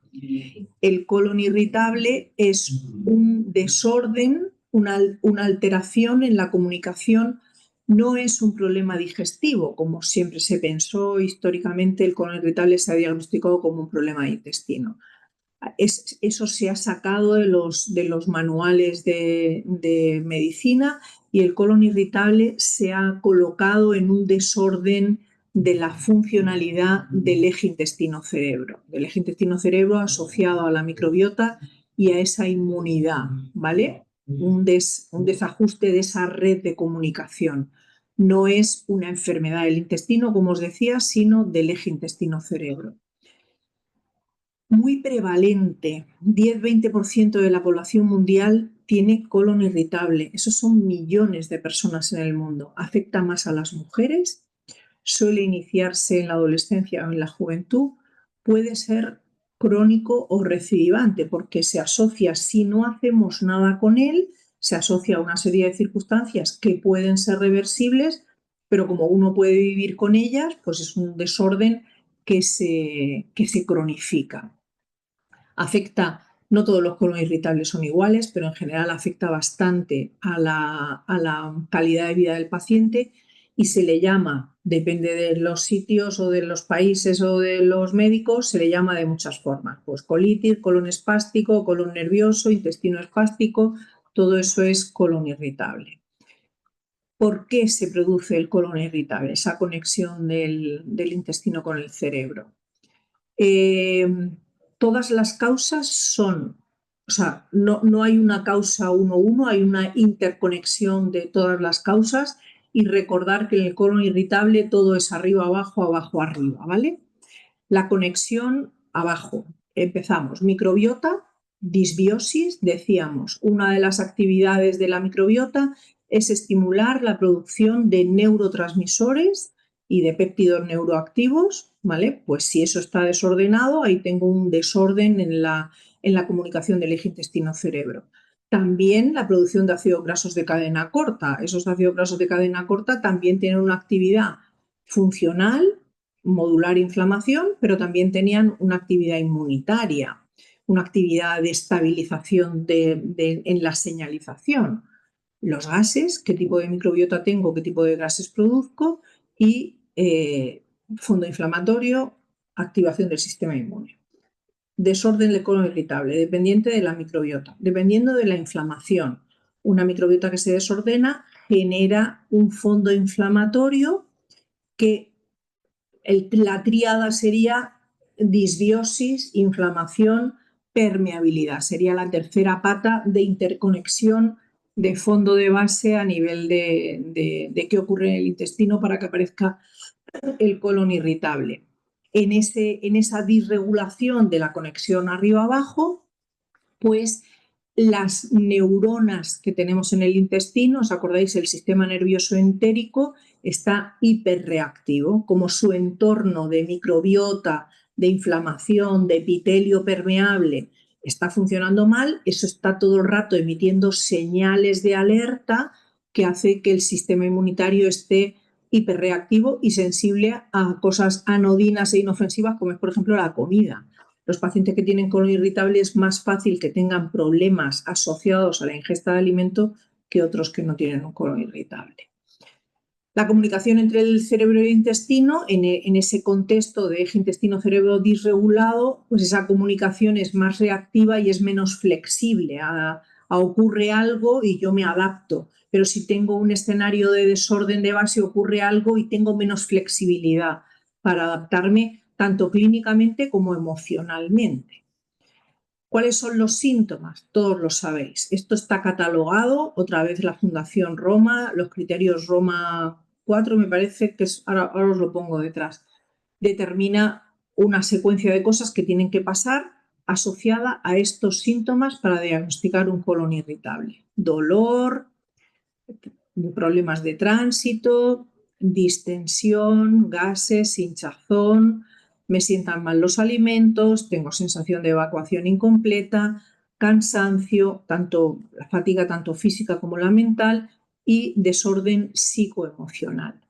Los gatillos para que aparezcan los síntomas del colon irritable, siempre de fondo todas las personas que tienen colon irritable tienen algún tipo de desorden emocional de base, de mayor o menor medida, una mala alimentación, una dieta proinflamatoria, puede haber una gastroenteritis en un momento determinado, también puede ser un gatillo de salida de un colon irritable, que si es solamente es el problema, normalmente es autolimitado, pero si ya de fondo venía con un problema de base, pues esto sí puede ser un gatillo para que eso arranque y ya el paciente establezca el colon irritable.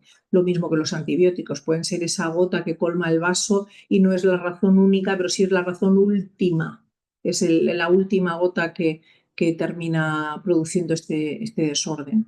A veces cambios hormonales, problemas de sueño y desorden en los ritmos circadianos y microbiota una y otra vez. ¿Cuál es el papel que tiene la microbiota en el colon irritable? Decíamos, eje intestino-cerebro, pues la microbiota productora de neurotransmisores que no solo, o sea, ¿os acordáis? Habíamos hablado de ellos, la serotonina, el GABA, la dopamina, volveremos sobre todo esto en la clase de eje intestino-cerebro. Esos neurotransmisores regulan el estado de ánimo, pero también la sensibilidad intestinal, con lo cual modulan el umbral, por ejemplo, de dolor. En un colon irritable es más sensible al umbral del dolor. Modulación de inflamación. La microbiota modula la inflamación porque produce moléculas que regulan la inflamación, que son antiinflamatorias, los ácidos grasos de cadena corta. La microbiota en el colon irritable también es un estabilizador de pared. Si la tengo desordenada, aumento la permeabilidad Y os acordáis que decíamos todo lo que cabe por peso molecular, entre una permeabilidad entre dos células que se ha roto, todo lo que cabe por peso molecular atraviesa y toda la estructura inmunitaria que la tengo en la lámina propia, aquí en la base, está todo el rato mandando señales. ¿Tú qué haces aquí? Alimentos en proceso de digestión que tenían que estar solamente en la luz. Se produce una activación del sistema inmunitario en ese contexto de permeabilidad por desorden de microbiota. Más conexiones de la microbiota con el colon irritable. El tipo de gases. Cuando hay un desorden de microbiota cambia el perfil de gas que produce la microbiota porque cambia el metabolismo y eso, pues hinchazón, dolor, distensión. Y la última comunicación es el puro cerebro-intestino, a través del nervio vago, comunicación directa, a través de metabolitos inmunitarios o a través de metabolitos como los ácidos grasos de cadena corta que decíamos o los neurotransmisores. Esa comunicación arriba-abajo calma o no o activa a nivel central el sistema nervioso. La microbiota es, imaginaros como si fuera un traductor simultáneo, es la comunicación, es el traductor simultáneo entre el cerebro y el intestino. Si la microbiota está desajustada, traduce mal y el cerebro interpreta peligro donde no lo hay. Y es en esa interpretación de peligro donde no lo hay, el intestino lo que hace es reaccionar de forma exagerada. Yo creo que esta frase para entender el colon irritable es en ese desorden, pues eso, la microbiota es traductor simultáneo entre cerebro e intestino. ¿Cuál es el diagnóstico? El diagnóstico es, lo primero, que el paciente entienda que ese desorden que le pasa, esa sintomatología que tiene, no es una enfermedad imaginaria, es una enfermedad real, aunque no deje de hacerse pruebas y las pruebas sean normales. Es un trastorno funcional, pero es un trastorno al fin y al cabo, ¿vale? Que el paciente, o sea, que los médicos tenemos que explicar al paciente. En los criterios diagnósticos, esto es lo que os decía antes, los criterios Roma 4, de todos los síntomas que os he comentado antes, estrictamente se puede diagnosticar colon irritable a alguien que tiene dolor de barriga al menos una vez a la semana, asociado al menos a 2 o más de estos síntomas.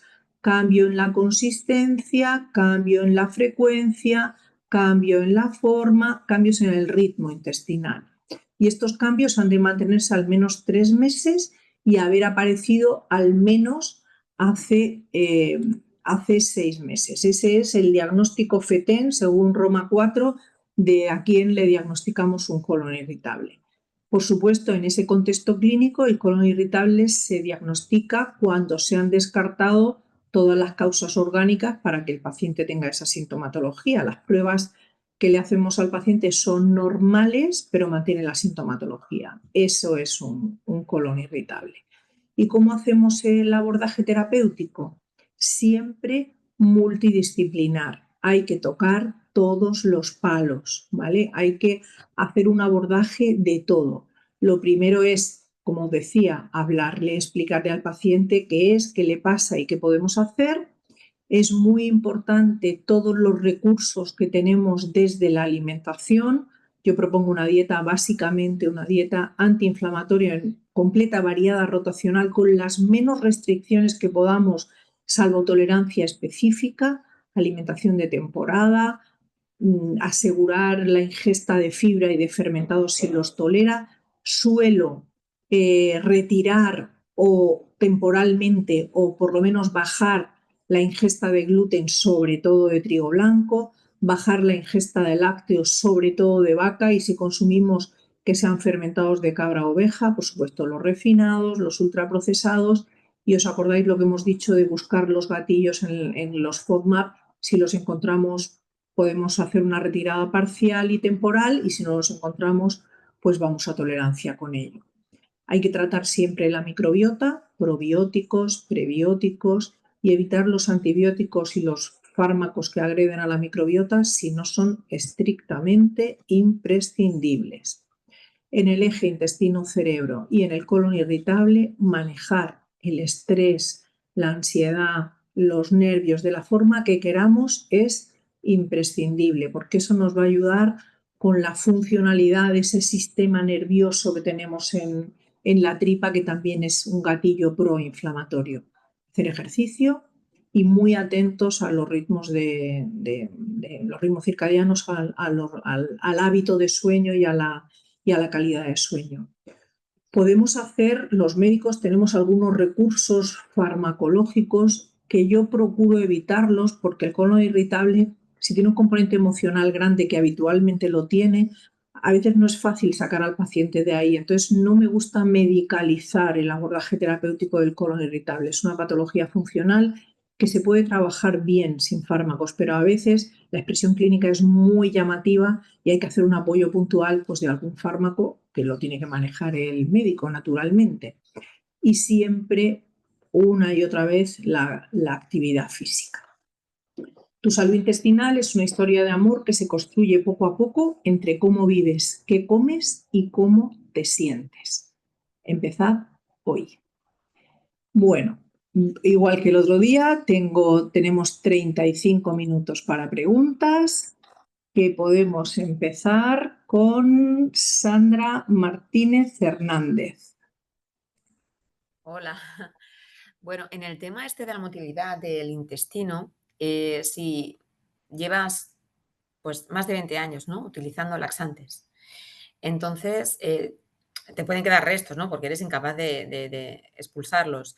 ¿Te puedes hacer limpiezas del colon? Vale, ¿la hidroterapia de colon te refieres? La ¿Perdón? hidroterapia de colon puede ser un tratamiento de apoyo, pero no podemos vivir manejar el estreñimiento apoyándonos 100% en las hidroterapias. O sea, la Ujú. hidroterapia puede ser una casilla de salida para ordenar todo lo que todo lo que sea desordenado en un paciente que tiene estreñimiento. Y el único problema que es irreversible en el estreñimiento es cuando un paciente ya ha hecho un megacolon, ha hecho una distensión de la pared del intestino. A ella no responderá ningún tratamiento de los que os he propuesto al estreñimiento. Pero eso es extraordinario que ocurra en la gente joven. El megacolon se produce en personas mayores, muy mayores. En gente joven se pueden hacer 1000 cosas para revertir el tránsito. ¿Vale? Gracias. María Cafritzas. Mira, hoy lo pronuncio mejor. Ay, qué bien. Hola, buenas, ¿qué tal? Tengo una pregunta acerca del sistema inmune. He escuchado algo y quería asegurarme de que lo he entendido bien. Ha dicho que que con el colon irritable el sistema inmune está más en alerta. ¿Esto implica que pueden aparecer entonces más alergias en Sí. una situación así? La respuesta es sí. O sea, un colon irritable es un desorden en la funcionalidad del intestino y eso Ujú. implica microbiota, implica permeabilidad, implica umbral de inflamación. Si hay un umbral de inflamación que está alterado, el sistema inmunitario lo voy a tener alterado, porque la inflamación en sí misma desordena la funcionalidad de la respuesta inmunitaria. Entonces eso a nivel local cronifica la inflamación, pero a nivel sistémico un desorden inmunitario, hombre, varía, porque no todos los pacientes tienen la misma susceptibilidad o el mismo umbral de respuesta inmunitaria, pero predispone a un paciente que tiene colon irritable, ¿tiene más predisposición a alergia? La respuesta es sí. Y si luego lo salgo de esta y sano mi microbiota y todo bien, después de 1 o 2 años, ¿puede que esas alergias hayan desaparecido o ya se quedan y... Pues las dos cosas, o sea, pueden desaparecer si el componente único de respuesta y razón de esa alergia es esa hiperreactividad, pero la alergia también tiene un componente de la actividad del sistema inmunitario sistémico, digamos, de todo el cuerpo no Ujú, dependiente de la microbiota, con lo ujú. cual puede ocurrir que reviertas la alergia o puede que no. Si esa alergia se produce en el contexto claramente del problema digestivo, lo normal es que se revierta. Vale, gracias. Nati.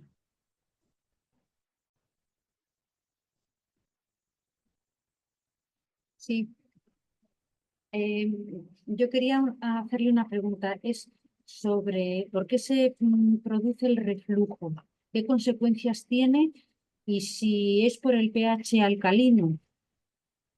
El reflujo, pueden ser problemas funcionales o pueden ser anatómicos de la unión del esófago con el estómago, ¿vale? Ese esfínter gastroesofágico, el esfínter que une el esófago con el intestino, el esófago con el estómago, ese esfínter se abre cuando viene comida y se mantiene el tono de cierre en función de la diferencia de pH entre el esófago y el estómago.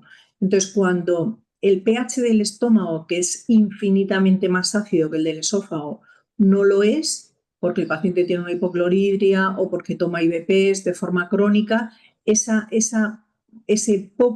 poca diferencia, ese acortamiento en el umbral de cambio de pH puede favorecer que ese esfínter no se cierre adecuadamente y entonces se favorece el reflujo, amén de que pueda tener además el paciente imagínate que esto sería un problema funcional de cambio de pH, pero si además tiene una hernia de hiato, pues también se favorece ese reflujo gastroesofágico, con lo cual es la funcionalidad del esfínter que une el esófago con el estómago y la microbiota ahí no siempre alcanza, ¿vale? La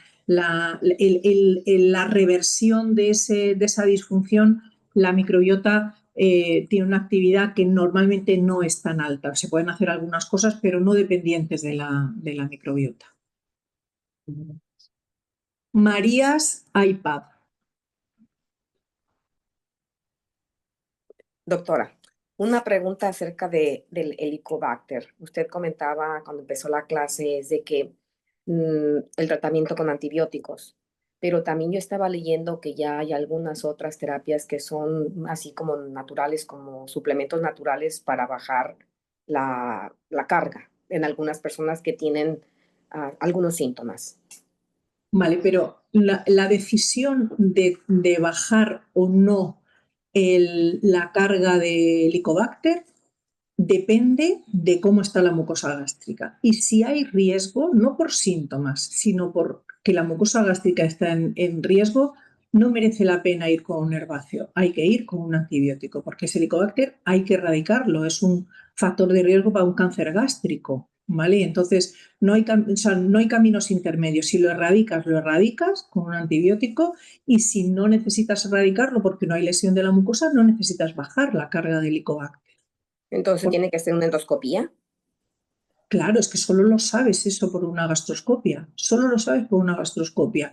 La decisión o no de erradicar el Helicobacter te lo da cómo está la mucosa gástrica y eso lo sabes si metes el tubo, no hay otra forma de saberlo, no lo puedes saber por la clínica. Ni por las heces, si le hacen un estudio, hacer análisis de heces, ¿no? No, porque ahí puedes cuantificar el Helicobacter, pero no tienes ni idea cómo está la mucosa gástrica. Entonces, definitivamente tienen que ser antibióticos. Si la mucosa gástrica está afectada, sí que hay que dar antibióticos. Si la mucosa gástrica no está afectada, hay que observar evolución de ese Helicobacter y si la mucosa nunca se termina afectando, pues tú vas haciendo una gastroscopia cada año y que todo va bien hasta el año que viene. Gracias. Jacqueline Cobian. Buenas tardes, doctora. Yo quisiera preguntarle con respecto al síndrome del intestino tímido, considerando que Perdona, ¿el aparece síndrome? específico del intestino tímido, del intestino tímido, Tímido. sí, que es el Eso. estreñimiento que aparece cuando uno va a compartir baños, lo que usted hablaba de la vergüenza La de parte compartir emocional baños. de... Eso es que aparece muy puntual, ¿no? En esos contextos de viaje. Sí. Podría tratarse, digamos, con algún tipo de laxante, porque hay veces en que solo aparece bajo esas circunstancias. Si eso va a ser puntual, si eso va a ser puntual, no me importa que sea un laxante en un momento determinado y ayudas para que el estreñimiento no se mantenga. Pero si eso va a permanecer, o sea, si de repente tú tienes sí o sí que compartir baño porque la gente joven pues ha ido a vivir a una residencia y tiene un baño para 3 habitaciones, pues ahí que eso va a durar tiempo, no soy partidaria de compensarlo con laxantes, sino con el manejo de la parte emocional que significa. Pero si es un fin de semana o un tal, pues da igual, ayúdate con un laxante y listo. Ok, doctora, muchas gracias. Usuario.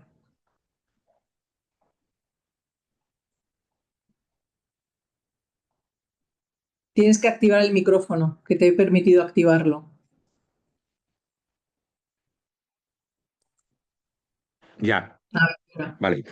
La pregunta es si la función exocrina del páncreas está deprimida, ¿cuáles son sus consecuencias? Porque no es capaz de degradar todas las proteínas que están Ni en las ese proteínas momento. ni las grasas.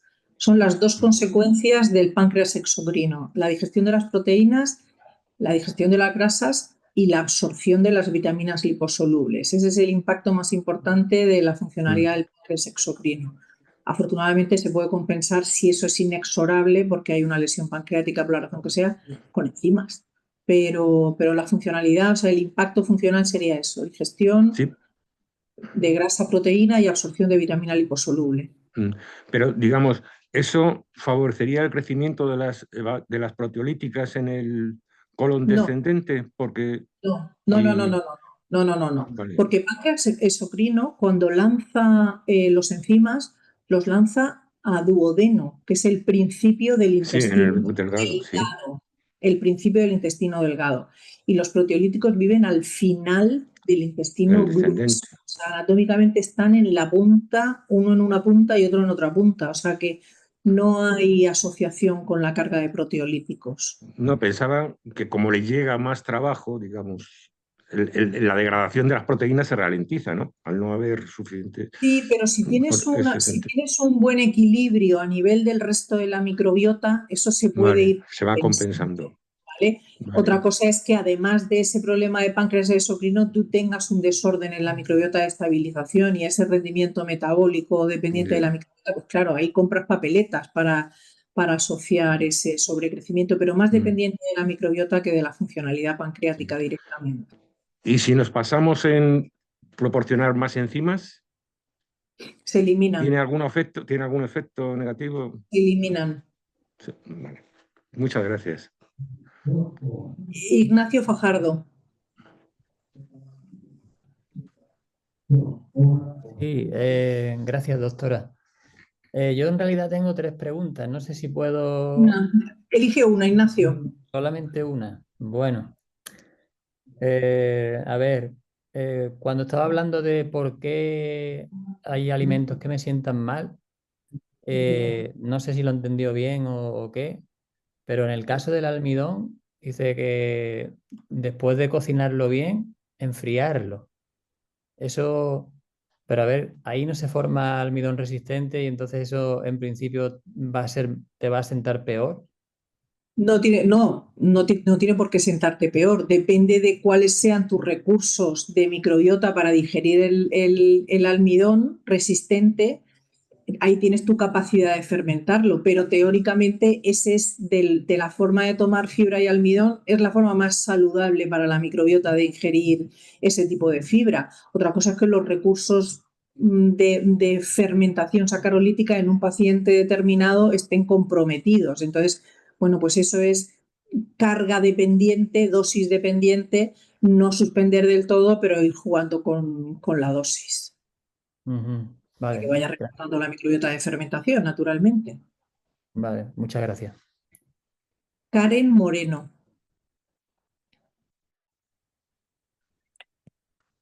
Ay, sí. Hola, buenas tardes, doctora.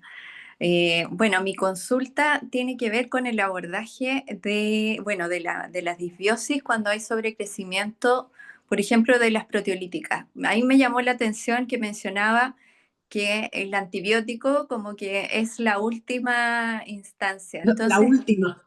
eso me llama la atención ahí de cómo es el abordaje de las mismas bacterias estabilizadoras que hacen que este sobrecrecimiento disminuya. ¿Cómo es que se le da la batalla a esta cantidad?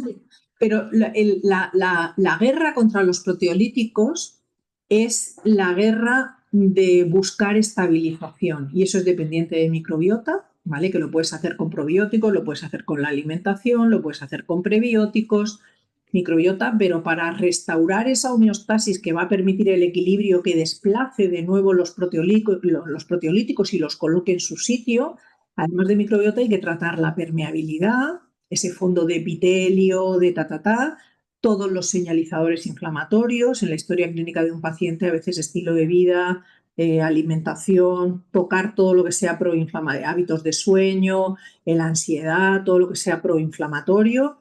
Hay que ajustar el sistema inmune de mucosas, que decíamos, la inmunidad de las mucosas regula el umbral de inflamación. Hay que tocar el eje intestino-cerebro. Entonces, en esa recuperación de la homeostasis intestinal, la propia microbiota empieza a producir sus ácidos grasos de cadena corta, sus bacteriocinas, sus anticuerpos, todo ese batallón de moléculas que estabiliza el grupo y coloca los proteolíticos.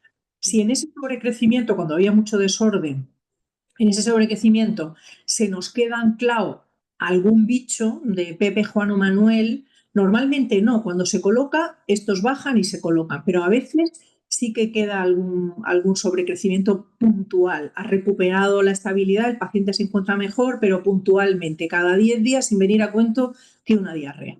Bueno, pues eso puede ser una bombillita de que hay algo todavía que está marcando una señal inflamatoria. Entonces puedes utilizar un antibiótico, pero cuando ya tienes de la mano todo lo demás. Pero eso la mayoría de las veces no es necesario hacerlo, porque el intestino se coloca y se coloca en su normalidad, tanto microbiana como de rendimiento metabólico. Ok, muchas gracias. AIX.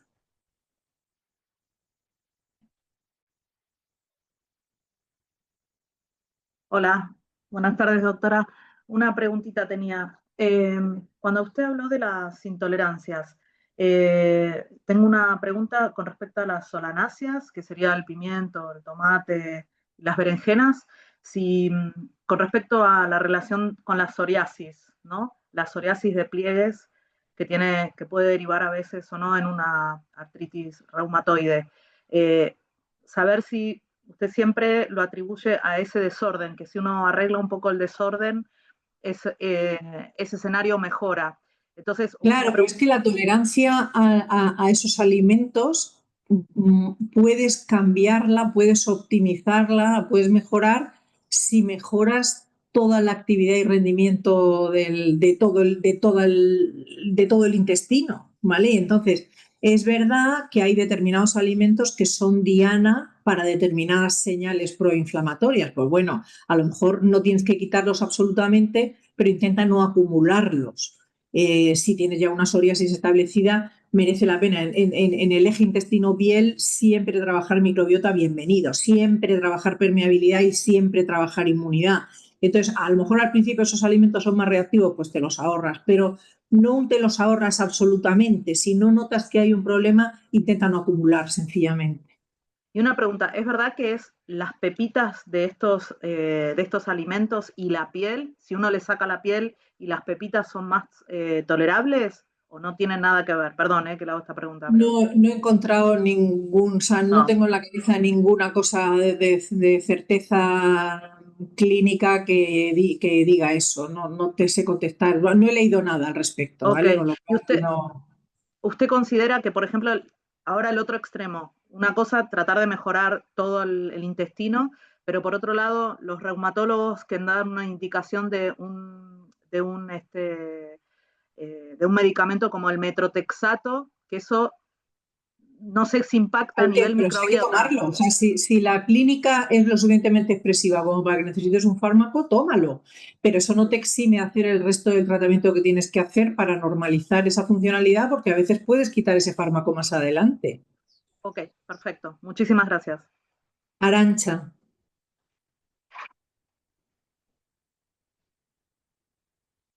Perdón que tenía desactivado el micrófono, no se me ve. Quería saber si puede explicar así a grandes rasgos la diferencia entre inflamación e hinchazón, porque a veces decimos que tenemos la tripa inflada o inflamada. ¿Qué diferencia hay? Y si la inflamación desaparece. Hay una tercera palabra que utilizáis en mezcla, que es inflamación, hinchazón y distensión. Exacto. La inflamación es microscópica. No se puede saber si tienes la tripa inflamada, ¿vale? Eso lo mira un microscopio. La hinchazón es la sensación de tengo como la digestión pesada, tengo como gases ahí atrapados, pero la tripa la miras y está igual, pero sí tengo esa sensación de pesadez. Esa es la hinchazón. Y la distensión es la que me obliga a desabrocharme el botón del pantalón. Esa es la cintura, el perímetro de cintura aumenta. Esa El sería, volumen visual, ¿no? ¿ves? Esa es la distensión, una tripa que tengo embarazo por la noche, tengo un embarazo como si tuviera de 5 meses. Esa es la distensión, la hinchazón es la sensación de gases atrapados, de digestión pesada, y la inflamación es microscopio, lo mira el microscopio. Tú no puedes saber si tienes la tripa inflamada o no. Vale, entonces en ese caso la distensión desaparece o es algo muscular. No. La distensión va y viene. Una tripa hinchada que se queda todo el rato hinchada, eso no depende de la microbiota ni de los gases. Eso probablemente sea porque hay grasa abdominal. Pero si tú amaneces por la mañana con un perímetro de cintura y te acuestas con otro, eso sí es reversible si ordenas microbiota y funcionalidad. Vale, o sea que cuando fluctúa a lo largo del día es porque sí se puede erradicar, porque sí que tiene Eso que ver es. con la microbiota. Eso Vale, es. vale, gracias. María Angélica Cereceda.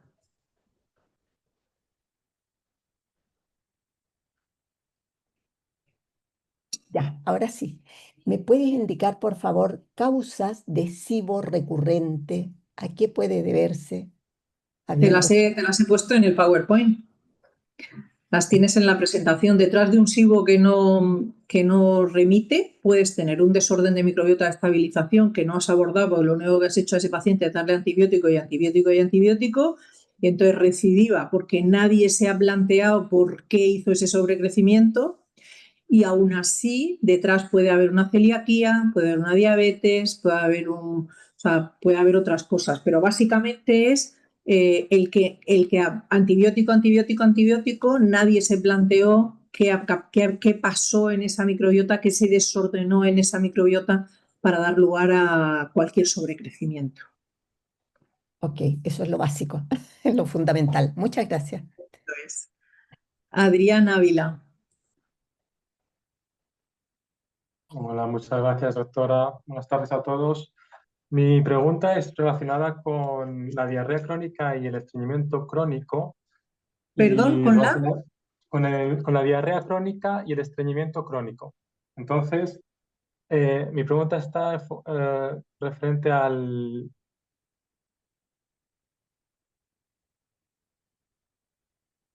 Te has quedado sin cobertura.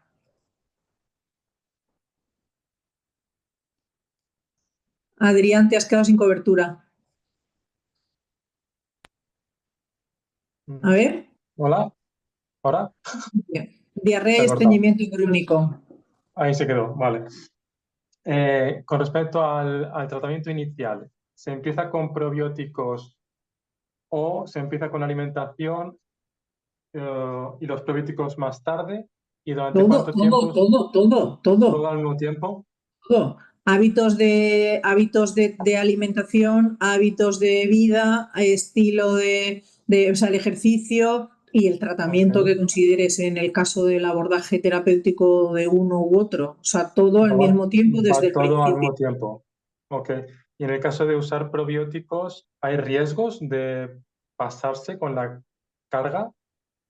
Si tomo probióticos... Sí, los sí. probióticos siempre hay que elegirlos. O sea, no Ujú. vale cualquier probiótico para cualquier cosa. De hecho, los Claro. probióticos tienen una diana y una señal terapéutica específica de qué probiótico para qué y qué carga de probiótico, porque los probióticos también los tienes de alta carga y de baja carga. Y cuidado Claro. con cuál eliges, ¿vale? Con lo cual sí puede haber un problema si te pasas.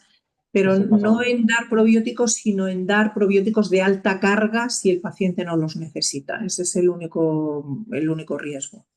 Si una persona sana toma, yo qué sé, Lactobacillus y Bifidobacterium, con poca carga no hay riesgo, pero con mucha carga podría ¿Para haber qué una riesgo. persona sana, para qué tiene que tomar probióticos si lo puedes mantener con la alimentación? No, Una es una persona sana pregunta. no tiene que estar apoyándose en probióticos, tiene que hacer un buen estilo de alimentación y estilo de vida y con eso, y todo lo demás que decimos todo el rato, con eso se Exactamente. sujeta la microbiota, no tienes que tirar de probióticos. Ok, o sea, no habría, evidentemente, no hay indicación. Y, ok, bien, gracias. Esther Pamies. Hola, buenas tardes. Una pregunta. Un niño pequeño que habitualmente hace más las heces deshechas que normales y la pediatra dice que es que tiene la digestión rápida. El tránsito rápido. El tránsito rápido. ¿Esto se tiene que tratar? ¿Valdría la pena hacerle algún tipo de estudio o ¿Qué edad algo? tiene el niño? 6 años. Con 6 años la microbiota ya es estable. Si mantiene un tránsito de Hace bastante heces... tiempo que está así. Hace bastante tiempo que está así. Sí, con 6 años la microbiota ya es madura, con lo cual si mantiene la diarrea, pues puede no ser nada o no, a lo mejor se podría mirar microbiota. Vale. Y otra pregunta, ¿el FODMAP qué es?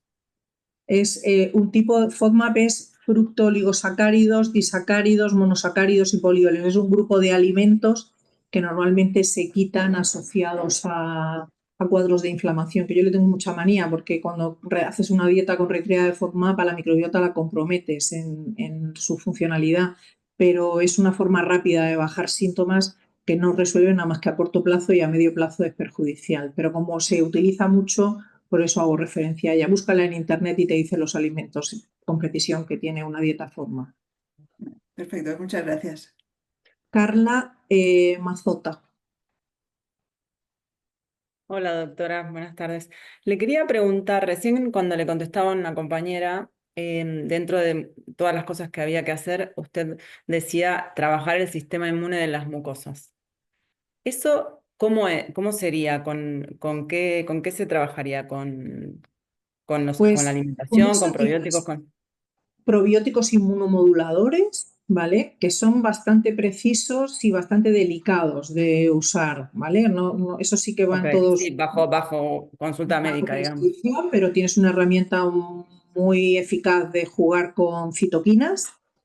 Trabajar sistema inmune de mucosas implica identificar en un paciente todo lo que sea señal de inflamación, ¿vale? Tanto desde su estilo de vida, alimentación, como si has hecho el estudio de microbiota, gatillos proinflamatorios que puedan surgir. Con eso estabilizas mucho la señal inmunitaria de las mucosas. Fortalecer la producción de IgA, que eso también es dependiente de determinados probióticos, los enterococos sobre todo, vuelven a ser bacterias inmunomoduladoras, por ahí irían los tiros. Ok, bueno, gracias doctora. Carolina Vergara. Hola, doctora. Quería preguntarle lo siguiente. ¿Por qué las mujeres en la menopausia tenemos un desorden intestinal? Eso intentar hacerme preguntas de la clase de hoy, ¿vale? De cada pregunta de su clase. Ok. O sea, no hacer preguntas de por qué me apetece saber esto. Te lo contesto, no me importa, pero centraros en la clase, ¿vale? En el contexto, me has dicho en perimenopausia. Sí. Porque baja la actividad beta-glucuronidasa de las bacterias acidolácticas. Hay un grupo de bacterias acidolácticas, principalmente alguna más, pero principalmente que por esa actividad beta-glucuronidasa lo que hacen es modular la carga de estrógeno circulante. Y entonces, cuando cambia la microbiota, esa actividad beta-glucuronidasa se asocia a desórdenes de microbiota y se asocia a desórdenes en la producción de estrógeno, por lo que toca hormonalmente por la edad. Y entonces, esa asociación de microbiota, actividad beta-glucuronidasa, cambio hormonal es lo que genera en esa edad, en ese rango de edad, la sintomatología digestiva más habitual, aunque en gente que no ha tenido nunca y de repente empieza a hacer cuadro digestivo en la perimenopausia. Pero es esa la razón. Además de que la microbiota con la edad también cambia un poco el perfil, que se asocia al tiempo en el que ocurre la menopausia. Se pierde parte de los estabilizadores y también cambia un poco la microbiota de estabilización. Ok, muchas gracias. Pepa Cuesta. Hola, buenas tardes. Mira, en la clase de hoy se ha nombrado mucho la L-glutamina como para regenerar la mucosa, los trastornos. No, yo no puedo decir eso, no lo he dicho. La L-glutamina no regenera mucosa, es un aminoácido ramificado que se utiliza para tratar permeabilidad, pero no regenera nada. Te ayuda a estabilizar permeabilidad con más cosas. Tampoco la glutamina sola es la Virgen de Lourdes, pero si haces más cosas, la glutamina te ayuda a estabilizar pared. Y para tomarla, yo tenía pensado que lo he tomado algunas veces para cuando se hace un ejercicio deportivo fuerte, lo he tomado, entonces por eso no sabía si tenía que ver también con un desgaste físico por el ejercicio o no tiene nada. ¿Desgaste con el ejercicio? Cuando se hace ejercicio físico fuerte también a veces no, a mí me han mandado Y, hombre, tendrías que ser un deportista de élite para que ese ejercicio físico fuera fuerte de verdad y afecte a la actividad de los aminoácidos a nivel del epitelio intestinal. No tiene nada que ver. Entonces no te preocupes porque no tienes un requerimiento extraordinario adicional asociado a eso, ¿vale? Vale, se me ha ido la pantalla y de repente ahora no tengo a nadie aquí con la mano levantada. ¿Qué lío es este? A ver, no sé cómo está esto. Mira, sí, aquí Isabel, que no me corre el... Isabel. Tienes que activarte el micrófono, Isabel, que si no, no te oigo. Vale. Ahora. Con el estreñimiento crónico, ¿qué podemos hacer, no? Si tú llevas una vida saludable, si la alimentación, la fibra por las mañanas, y eso no me... Fruta con fibra, ejercicio. Todo. Todo. Pues entonces hay que ponerte en manos de un médico para ver qué patrón de disbiosis está manteniendo y cómo tienes la pared del intestino para ver qué está manteniendo ese estreñimiento. Porque si tú haces bien todos los condicionantes de fruta con fibra, la ingesta de esa fruta con fibra del desayuno, sobre todo el kiwi y la ciruela, aceite de oliva antes de las comidas, mantener una buena ingesta de agua, el ejercicio, el buscar siempre el reflejo gastrocólico después del desayuno y buscar la evacuación después del desayuno. O sea, todo eso es que mantienes. Que a pesar de eso mantienes estreñimiento, tienes que buscar ayuda. Porque hay cosas que se pueden hacer, pero ya en un contexto de entender esa funcionalidad de cómo está tu intestino y revertir el desorden que tengas que está manteniendo el estreñimiento. Ya no depende de ti, de qué puedes hacer o no. Vale. Es que el probiótico que me lo han mandado sí me ha regulado, pero cuando he dejado de tomarlo vuelvo a los orígenes. Claro, porque el probiótico te puede estimular, depende del probiótico que sea, te puede estimular puntualmente esa señalización sobre la musculatura lisa, pero la inflamación de fondo que está manteniendo el estreñimiento no lo trabaja solamente dando un probiótico, que es lo que te decía, hay que entender ese contexto global que mantiene el estreñimiento para hacer el abordaje. Perfecto, gracias. Genina. Hola, buenos días.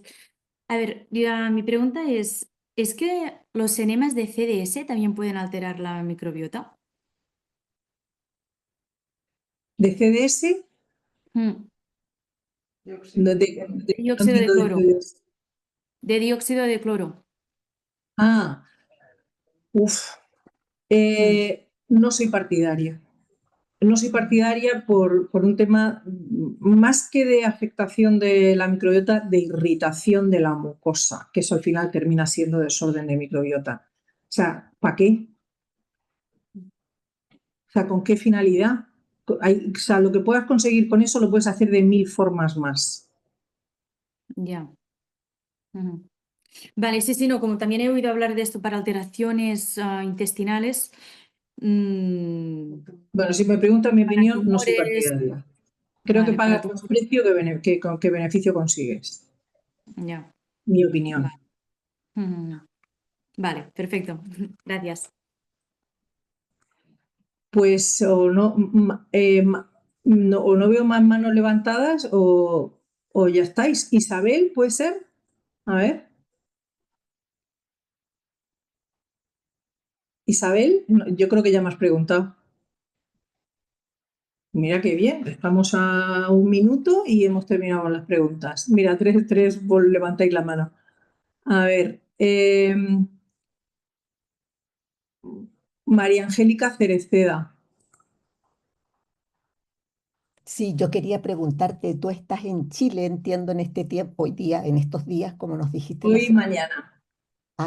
Tienes mañana, ok. ¿Y qué doctores que estén en tu misma sintonía conoces tú aquí en Chile donde uno pudiera acudir? Porque una vez te pregunté por los exámenes, Idea, yo que no conozco a nadie, no tengo ni idea. ¿no? Ni quién te invitó. Bueno, pero claro, pero a mí no me ha invitado un profesional, me ha invitado un equipo, de producto para un desarrollo de. Yo vengo aquí para otra guerra. Lo que pasa es que aprovechando que estoy aquí, doy las conferencias para un desarrollo de una cosa diagnóstica. Pero no lo puedo preguntar. Mándame un correo electrónico a través de la plataforma y pregunto a ver quién puede ser un médico aquí, pero no te puedo contestar porque no conozco a nadie. Eso, y que tengan todo el sistema con la nutricionista que te pueda guiar y los exámenes también similares a los que tú dices, porque ya antes te pregunté vía correo y no podías Vale. tomar gente de extranjero. A ver, Ignacio, la pregunta que te has quedado antes sin hacer. Última oportunidad. Pasamos ya un minuto, pero hazme la segunda pregunta. Bueno, mi pregunta era relacionada con el Helicobacter. Las personas que antiguamente le han hecho una gastroscopia, le han detectado el Helicobacter y directamente, sin más historia, le han puesto el protocolo para erradicar, sin tener nada en la mucosa, o sea, teniendo su mucosa perfectamente. Y Esas eso personas, ocurre muchísimas veces. vamos, que eso ha ocurrido durante mucho tiempo. Un servidor. Y sigue ocurriendo a día de hoy. Pero esas personas, ¿qué hacen? ¿Se quedan como están o es conveniente volverse a infectar, entre comillas, con el Helicobacter? No, si te han dado el antibiótico y no te tocaba, pues ¿qué le vamos a hacer? Lo único es que pagas un precio sobre el resto de la microbiota que detrás de un pilera, por ejemplo, que es el antibiótico más bestia de la tríada, me da igual. El resto de la microbiota paga un precio. Entonces, si te has comido el antibiótico y no te correspondía, sí o sí tienes que hacer un tratamiento de apoyo sobre el resto de la microbiota porque va a estar afectada seguro.